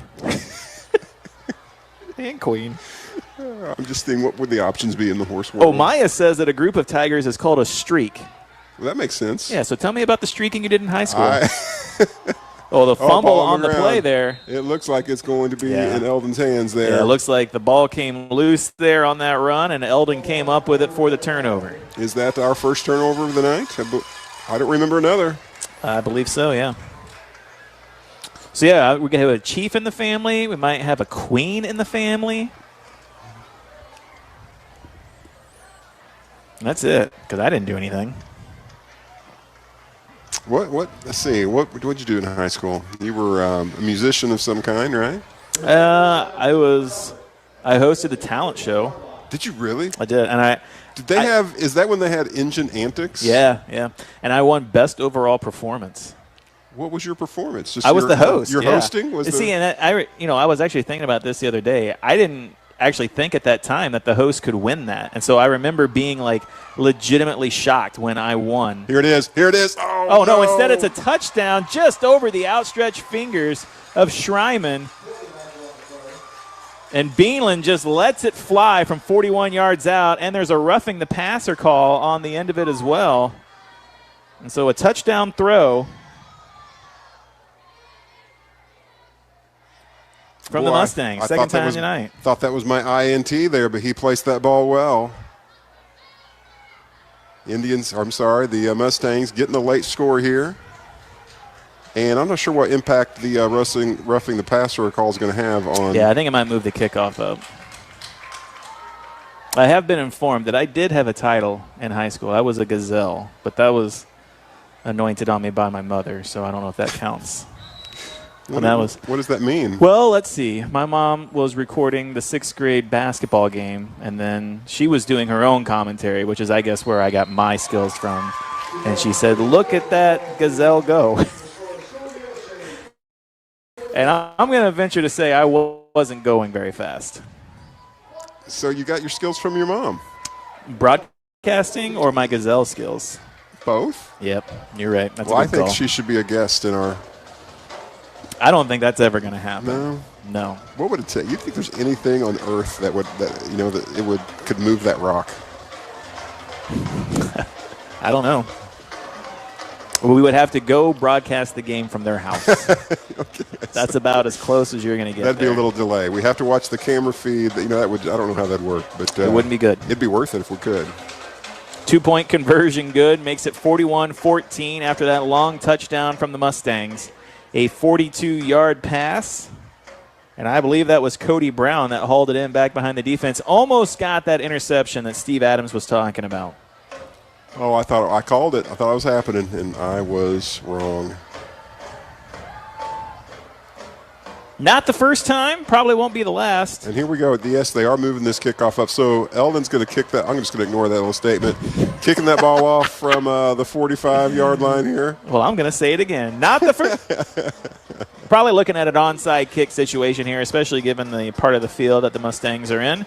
4:03 left to go here in the fourth quarter, brought to you by Berkshire Hathaway and Matt Shrimp. Fish hooks, chieftains, lion streaks, tiger streaks. We've talked about it all here tonight. Why am I confusing these two animals? They decided to kick it away. It is fielded. I believe that was Parker Bird that came up with it. It is indeed Parker Bird. Nice work. So 3:58 left to go now. And I don't think that this will get a running clock scenario. What is that, 27-point spread, Steve? You're the math teacher. Yeah, I'm sorry, I was looking at the program. So, yeah. 41-14. You know what that is? It's a palindrome. Well done. You're not wrong. Yeah, I know. Pretty impressive of me. Osage back out on offense. 1st and 10 from the 16. Trustee hands it off. This one's going to go to Arrowwood. Left side looking for a blocker. And we're saying the ball is on the ground again. And it's And it is, yeah. It's going to be a fumble and another recovery by this Eldon defense. So back-to-back turnovers from Osage give Eldon the football back. We're at the point here where the game has been decided, right? I just can't imagine any kind of scenario. But it's just your ending week here with a couple turnovers here late in the game. You just hate to see that. Yeah. Yeah, not the exclamation point that you want to put on. Oh, I'm not saying that, Maya. Maya just sent me 19-letter word that is a palindrome. I don't even know what it is. Did he give you the definition as well? No, he wouldn't do that. Okay. Trying to make me look foolish. Quick throw out and incomplete pass. What is the longest word that you can type with the top row of keys of a typewriter? Do you know an answer to this? Do you know the answer? What is the longest word that you can write with the top row of keys on a typewriter? Idea. How do you know this? It's typewriter. Is that a true story? Why would I make that up? Because what am I going to get out my keyboard and check? You were literally doing that right now. Verify. Typewriter. Yeah, we need some fact checks. Someone's got a fact check on this thing. Beep, beep, beep, beep, beep, beep. Correct. Oh, no. Second down for the Mustangs. Chased out of the pocket, and now he gets rid of it. Has a man in the middle of the field, and he had Beckman right at the first down marker, and the ball just goes off of Beckman's hands, incomplete. And Beckman had some room, a little room to go. I don't think he would have scored there, but he could have gained a few more yards. Just couldn't bring it in. So that takes us to a third down, it looks like. Third down and long. Maya sent me a bunch of words that you can, but none of these make sense. Pepper root, puriquetter. Work those into your Tedderwort conversation. I don't even know if I can say half of these on the air. It's typewriter, okay? It's been settled. It's typewriter. I don't know why we're trying to correct me. I don't know why with these you know made-up words. How did you come across that information? It finds me. Beanland, third down.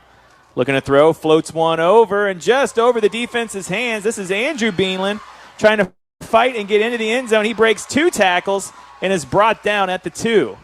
The young man has some fight in him for sure. He's got some spirit. Yeah, there's some gusto in that Beanland. And this is the second time this evening, at the beginning and now at the end, that the Mustangs are finding themselves within the 5-yard line here. Hopefully they want this to end a little better than it did on their first drive. They're going to do the Wildcat system again here and direct snap to the running back.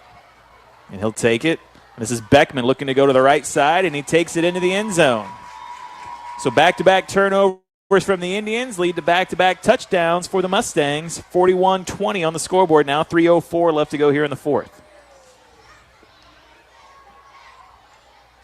And again, you got 3 minutes left. That's really, I'm going to say, not enough time to make happen what Eldon needs to make happen to change the outcome of this game. But certainly they're building a little momentum to try to come out of this, trying to find something to feel good about. Now Beckman trying to score 2, and he splits the defenders and gets into the end zone. So 41-22.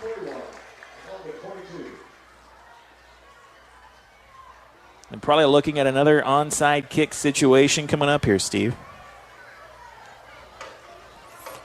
Trying to hold off on breaks as we come down the stretch here and save them for the post game. But so you're looking, they need really still 3 scores, right? So if they get the touchdown with a 2-point conversion, that brings them up to 30. They do that again, 38, and that still puts them, a field goal short of tying the score. So that's why I'm just saying, hey, the game is not at stake here, but it's just a sloppy ending for the Indians. Say steak? Thinking about Hungry? Thinking about that pregame meal. That little rolled candy, they're not doing it for you, huh? These gummy steaks aren't any good. Who would have thought?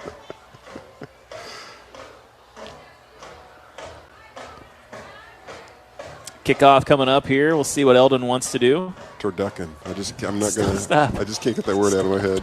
Stop making me think about the turducken.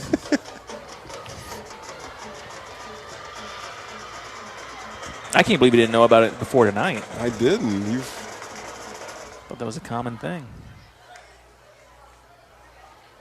Ball stops short, and now Arrowwood comes up with it. Splits 2 defenders. Gets up past the 30, and that's where Osage will take over now. Under 3 minutes to go here in the fourth. 41-22 on the scoreboard. Osage out in front on this one.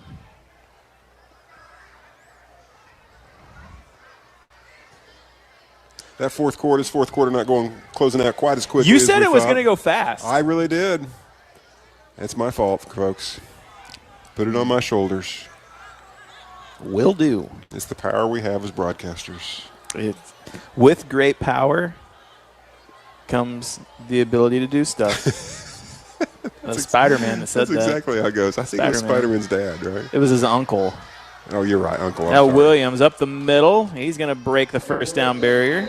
Pacific Pool's first down, and Williams picks up another 13. Again, Williams, a 91-yard touchdown rush brought back by a holding penalty earlier.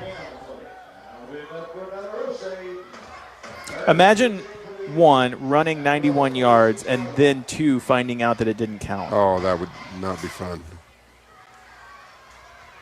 It's like when I go on a run and it doesn't, my Strava app doesn't calculate. Yeah. Oh, that just is like, it's like I didn't do it.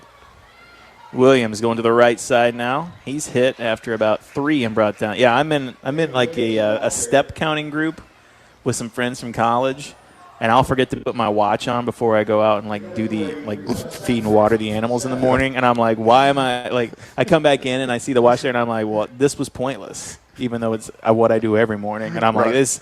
Thousands of steps not counted because I forgot to put my watch on. It hurts. Just start the day over at that point. How many steps you try? You doing this for over a week, or what's? You know what? They're more into it than I am. Working from home, I don't get a lot of steps in, but I try. If I get over 5,000 steps a day, I feel pretty good about it. What are we saying? A timeout, perhaps? Delay a game. There you go. Delay game. Yes, Osage. So it'll be a 5-yard penalty. Bring it back.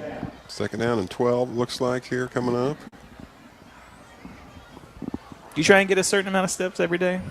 No, I don't really. I have been, and I'm not a runner, but I have been trying to run 3 or 4 times a week, and I don't run far. I run, between 1 mile and 2 miles, and I try to do a little strength work, but no, I don't really count steps.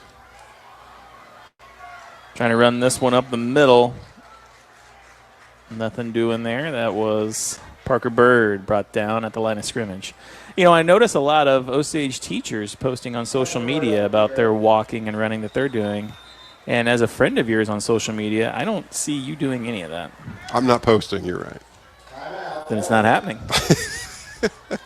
It is a big emphasis at Osage right now. Osage Moves, I think, is the theme. And the brag on my building at the middle school, we were supposed to track, the goal is 20 minutes of movement, intentional movement every day.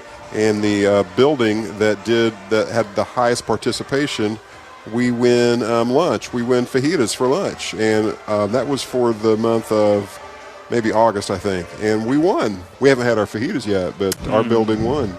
So you get to have fajitas. Yes. That's pretty good. Yeah, I'm looking forward to that. What's your favorite part of the fajita? The veggies, the grilled veggies, the grilled onions. Peppers. I'm a big fan. Yeah. Onions more than peppers, but okay. Yeah. It's okay to be wrong. You're a big pepper fan? Me and Peter Piper. We pick a patch of pickled peppers. Well played. 1:29 left to go here. 3rd down for the Indians. And Bird's going to get it left side. And he's going to split between the tackle and the guard. I'm getting confirmation that your building did not win. This could be why you didn't get the fajitas. Okay. I was told my building won. I was told we're getting fajitas. I was just told you weren't the winner, and you're not getting fajitas. I haven't had fajitas yet. Breaking news. But you're not getting fajitas. I can tell you this. One of us is going to be disappointed. Someone's not getting fajitas. What building is she in? I don't know, the early childhood. Oh, okay. Here's what I heard about the early childhood, that they did have a higher percentage, but there's like 3 people that work in that building, so it doesn't count. You know what? There's more than 3. I'm sorry. I probably upset some people right there. There's more than 3. This is Steve Adams making these statements. They do Steve Adams is saying they do very important work over that building. Right, but they're not walking. They do very important work over there, but are they deserving of fajitas? They're not getting my fajitas. We will find out. I will show up at the Early Childhood Center. When you're not here next week, I'm going to say you got kicked off for Fajita Gate. Oh. Wow. I want to know if she's had the fajitas yet. Well, there you go. If you're listening and you work at the Early Childhood Center, have you had your fajitas yet? Now I want to know. I'm invested in this. I'm invested in Fajita Gate.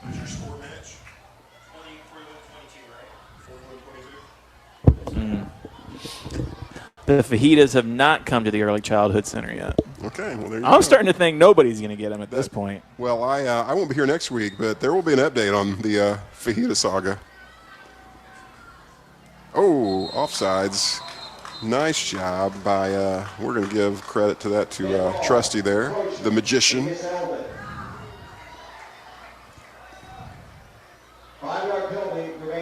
Any more comments on these fajita gate here we got going on? Not that I can talk about. Okay, fair enough. I don't want to give false information on Fajita Gate, but we're going to get to the bottom of it. I'll be very disappointed if I don't get fajitas. I hope you get them and there's no onions in them. You can't call them fajitas if there's no onions. Nope. Trusty looking to throw, gets it out to his man, and that's a first down, and that is Jacob Ernst making the catch out there. You know anything about him? I know he's a freshman, I'm pretty sure. Is that Sophomore. what he's listed on the roster? Jacob Ernst is a sophomore? I lose track of him when they go across the road. Do you have him in class? I did. Does he like fajitas? Who doesn't like fajitas? If you do not like fajitas, that represents a serious character flaw, don't you think? When you order fajitas at a Mexican restaurant, it kind of seems like you just like attention. Are you self-conscious when you order bringing a plate fajitas? of cackling food out to you? Yeah, I think that's what it's like. It's always too much. That's what I like. The fajitas are kind of expensive, but you always get that second meal. You always can take some home with you. You think fajitas are guaranteed leftovers? I think so. Or you can share them with someone there and then, get 2 meals. If you think I'm sharing my meal, you don't know. Well, I'm not sharing my meal with my fajitas. We're sharing.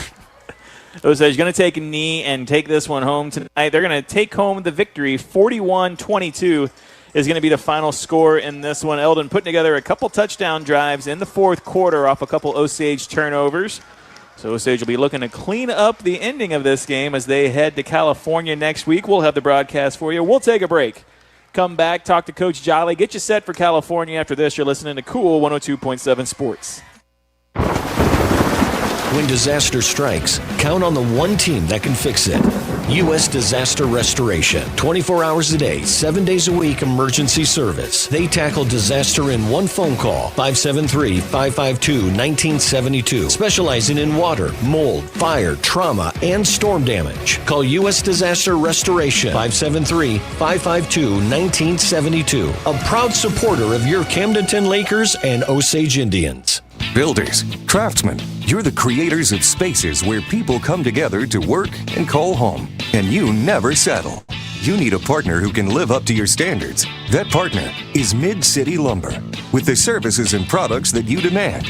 Like Milwaukee Tools, innovative tools that solve problems and increase productivity. Learn more about Milwaukee Tools and all the best products at MidCityLumber.com. Mid-City Lumber, the contractor's resource from start to finish. Back to school, football, homecoming, bonfires, and s'mores. What a great time of year. But we know what's coming. Old Man Winter, and he's bringing cold weather, snow, and ice. Are you ready? Is your car ready? You have enough to worry about. Let Sunset Tire and Service make sure you're back to school and winter ready. Sunset Tire and Service, keeping your family safe on the road 5 years and counting.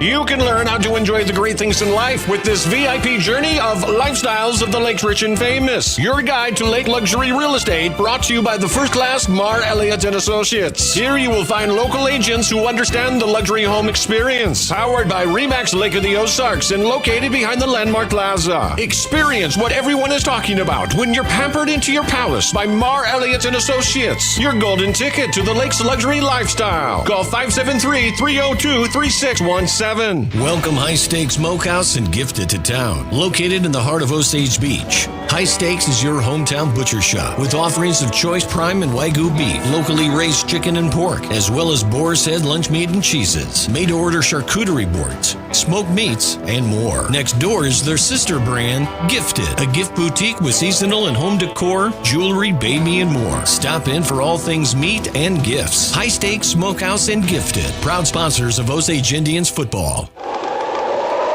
is coming. Don't let Old Man Winter sneak up on your favorite lake toys. Winterization specials are here at the Premier 54 Service Department on Nichols Road. The best customer service paired with the best team to keep your Lake Dream machines in pristine condition when Old Man Winter arrives. Come in before September 15th and receive 10% off both winterization and spring recommission. Premier 54, your number one chaparral dealer worldwide and proud supporter of the Osage Indians. I don't care what the scoreboard says at the end of the game. In my book, we're going to be winners. He is gone. Game analysis, stats, and more. It's the Osage Indians football postgame show on your Indians' hometown radio station, Cool 102.7. Back here for the high-tech auto body postgame show. Oh, is that right still? Let me check on that for me real quick. Here for the post-game show, Osage picking up a 41-22 victory over the Eldon Mustangs tonight and getting it done on the ground. Trusty, 1 touchdown through the air, 5 touchdowns on the ground, including 2 for Drake Williams, 1 for Jason Colonius, 1 for Aiden Williams. And who am I missing? Oh, yeah, 1 for Brock Arrowwood. Can't forget that one, getting into the end zone for the first time this season. So Osage, you get it done with the ground game. Couple turnovers in the fourth quarter turned into 2 touchdowns for the Mustangs to make this one a little closer than it was all night. 41-22, the final score, though, in this one. Let's go ahead and hand out some awards while we wait for Coach Jolly to come up and give us a little conversation. Steve, the jackhammer hit of the game brought to you by Andy's Frozen Custard. Who do you got? Oh, there's no doubt. When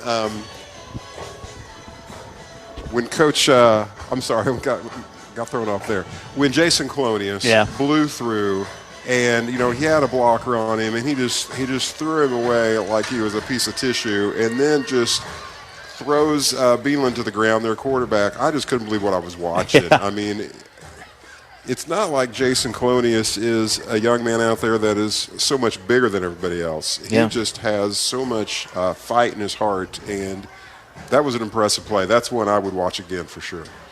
Yeah, I got to go with the same play there. That play where you're talking about where Beeland's rolling out to his left, and he thinks that he has a lead block or at least some protection block from his running back, and Colonius not only knocks down the blocker, but in the same motion, it's the blocker and Beeland that he took down in one swift hit. We saw Landon Childs lay a big hit in on Devin Hardy, a one that knocked Hardy down for a few minutes or so until he was able to get up. But there were a couple of hits in the middle of the field from this Osage secondary as well that could have certainly qualified. What about the tomahawk chop steak block of the game brought to you by the Butcher Shop, Steve?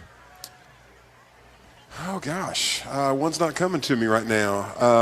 I mean, you can take a look at those first couple rushes, Noah Stevens and the blocks he made downfield. Yeah, that's true. You're right. I hate the fact, though, the times that we've given out the awards, this award this season, we haven't given it to an offensive lineman yet, and that's been rough because they are the ones that have been creating the room up front. Guys like Joyner and Dooley, he's been there for a long time. These are guys that we don't say their names a whole lot on the broadcast, but they're the ones doing the work up front. But it was Stevens' blocks downfield that also sprung the touchdowns and allowed Drake Williams to get into the end zone twice for the Indians. So that might be where I lean on the tomahawk chop steak block of the game from the Butcher Stop. Yeah. MVP of the game. Go ahead. I was going to say, at a point of the game, if you take back to the beginning where Eldon has, had a pretty successful drive that kind of just floundered at the end. They couldn't get that field goal, but really the momentum was on their side. And so those blocks by Stevens and breaking open those big plays were pretty big to kind of just, get a hold of that momentum and just say, hey, this is our game. Sorry to cut you off there. MVP? Let's see. I'm reflecting back. It's hard to argue against Drake Williams and just, with Aiden Williams not available for that first half. And I think we saw how significant his absence was when he came back. He was so effective when he started running the ball in the second half. But Drake Williams he impacted the game in a very different way. You know, less power, but just more athleticism and speed. And again, on the back of his big plays there in the beginning of that game, that's where we really took control and said this night is ours. Yeah, you talk about guys like Colonius and Wilkes, also on the defensive side, getting big third down sacks, putting Eldon in a tough situation to where they're just also, like, aside from getting the sack on third down, they're setting it up to where Eldon can't go for it on fourth down with that yard and downage. So those plays kind of loom big in the first half. I'm kind of like you. It's hard to turn away from a guy who had 2 touchdowns tonight, Drake Williams coming in. That first one on the first drive of the game really set the tone for the Indian offense, the 79-yard run on the second play from scrimmage for the Indians after stopping Eldon on a crazy first drive. It was just kind of like a whirlwind first drive for both teams, and it's hard to look at a 79-yard run and about a 35-yard run. We don't have the exact stats on his second touchdown run, but it's hard to look at those and say that he probably shouldn't be player of the game. He stepped in the first half when other guys weren't available to play, and he stepped up in those situations. And a big third down catch from Maverick Trustees, off a pass from him as well. I think I got to lean towards Drake Williams. Didn't make as big of an impact on defense as we've come accustomed to see this season, but he certainly did it on the offensive side tonight. Yes. And again, he's really been a game changer in some way every game this year. Yeah. Even last week at Blair Oaks, if you remember, I can't necessarily say a game changer, but he definitely impacted the game defensively last week. You remember him deflecting 2 or 3 balls that were thrown out there. So he's been fun to watch.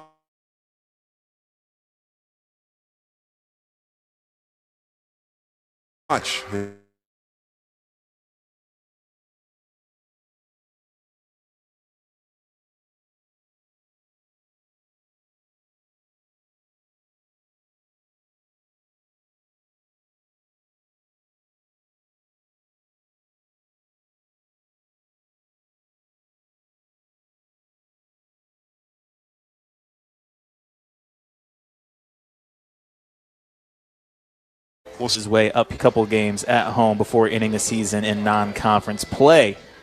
So again, next week at California for you, and then in 2 weeks at Hallsville before coming back to school, the Osage. Coach Jolly joining us here now for the post-game interview show. Coach, let you catch your breath there, grab a drink of water, whatever you need to do. You hustled up here, appreciate that. And, Coach, I kind of want to go back, and I know that a game isn't won on one play, but I want to talk about the first set of possessions for each team.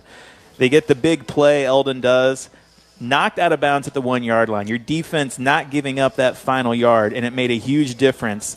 You wind up getting the stop, the turnover on downs. They can't convert the field goal, and then you come out and score on the second play. It seemed like the game might have been trending one way before it was immediately flipped on its head and turned the other. Talk about that play and the momentum it created for your offense. Well, being on the sideline, you're just waiting to see kind of what transpires. And like I said, we talked about it. We knew we were going to get their best punch. They did a good job tonight. This is a much better 3-0 team than we've seen in the past when they come in here, so hats off to them. And offensively early, I think they had a real deliberate plan. But as the game goes on, you can kind of change your defensive stuff and make sure you understand where the weapons are or what the point of attack is. And I think we figured that out pretty quickly, even though we still had some breakdowns. But, the momentum was big. The coaches talked last week after our game, and we kind of sit there and we're like, hey, we have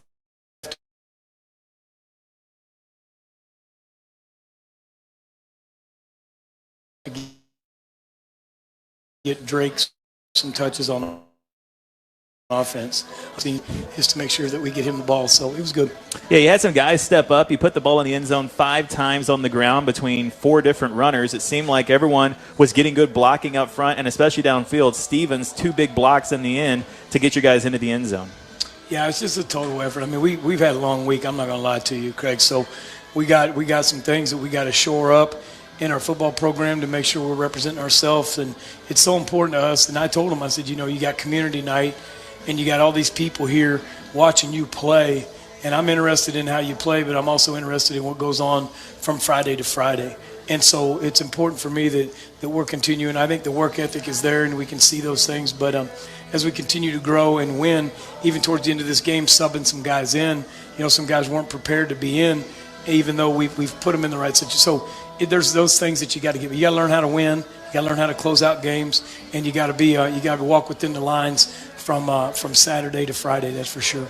What was practice like coming into a game like tonight, knowing that it's a rivalry game, knowing it's community night, and knowing that you had a game plan coming into tonight? Yeah, it wasn't any different. I mean, to be honest with you, Tuesday wasn't a very good practice, so I was super disappointed. And we come off a big loss, and we're like, hey, we got to come in here and grind on this, and we really didn't on Tuesday. And we changed the practice plan a little bit Wednesday and got a little bit more juice going. I thought yesterday was pretty electric for pregame, and fortunate for us, we put some positive things together tonight. But there's as many things that we have to work on that we got from tonight as positive things for sure. Well, Coach, you bring home the victory tonight against the Eldon Mustangs. You move to 3-1 on the season. We'll see you next week in California for a matchup against the Pintos. Thanks for joining us. Appreciate you guys. That's Coach Jolly joining us here for the post-game interview as we get set for California next week. Osage getting the victory here tonight. Final score 41-22. We named our jackhammer hit of the game. We had the tomahawk chop steak block of the game, and we named our MVP player of the game. So we get you set for California now. Steve won't be with me next week. It'll be me on the broadcast, and we'll see who else decides to join me. If anyone, might just be on my own. That's okay, too. We'll have the call for you right here on 102.7 as well as at MoSportsZone.com and on YouTube at MoSportsZone and on the MoSportsZone app. But for tonight, the School of the Osage Indians pick up the 41-22 victory and move to 3-1 on the season. For Steve Adams and Maya back in his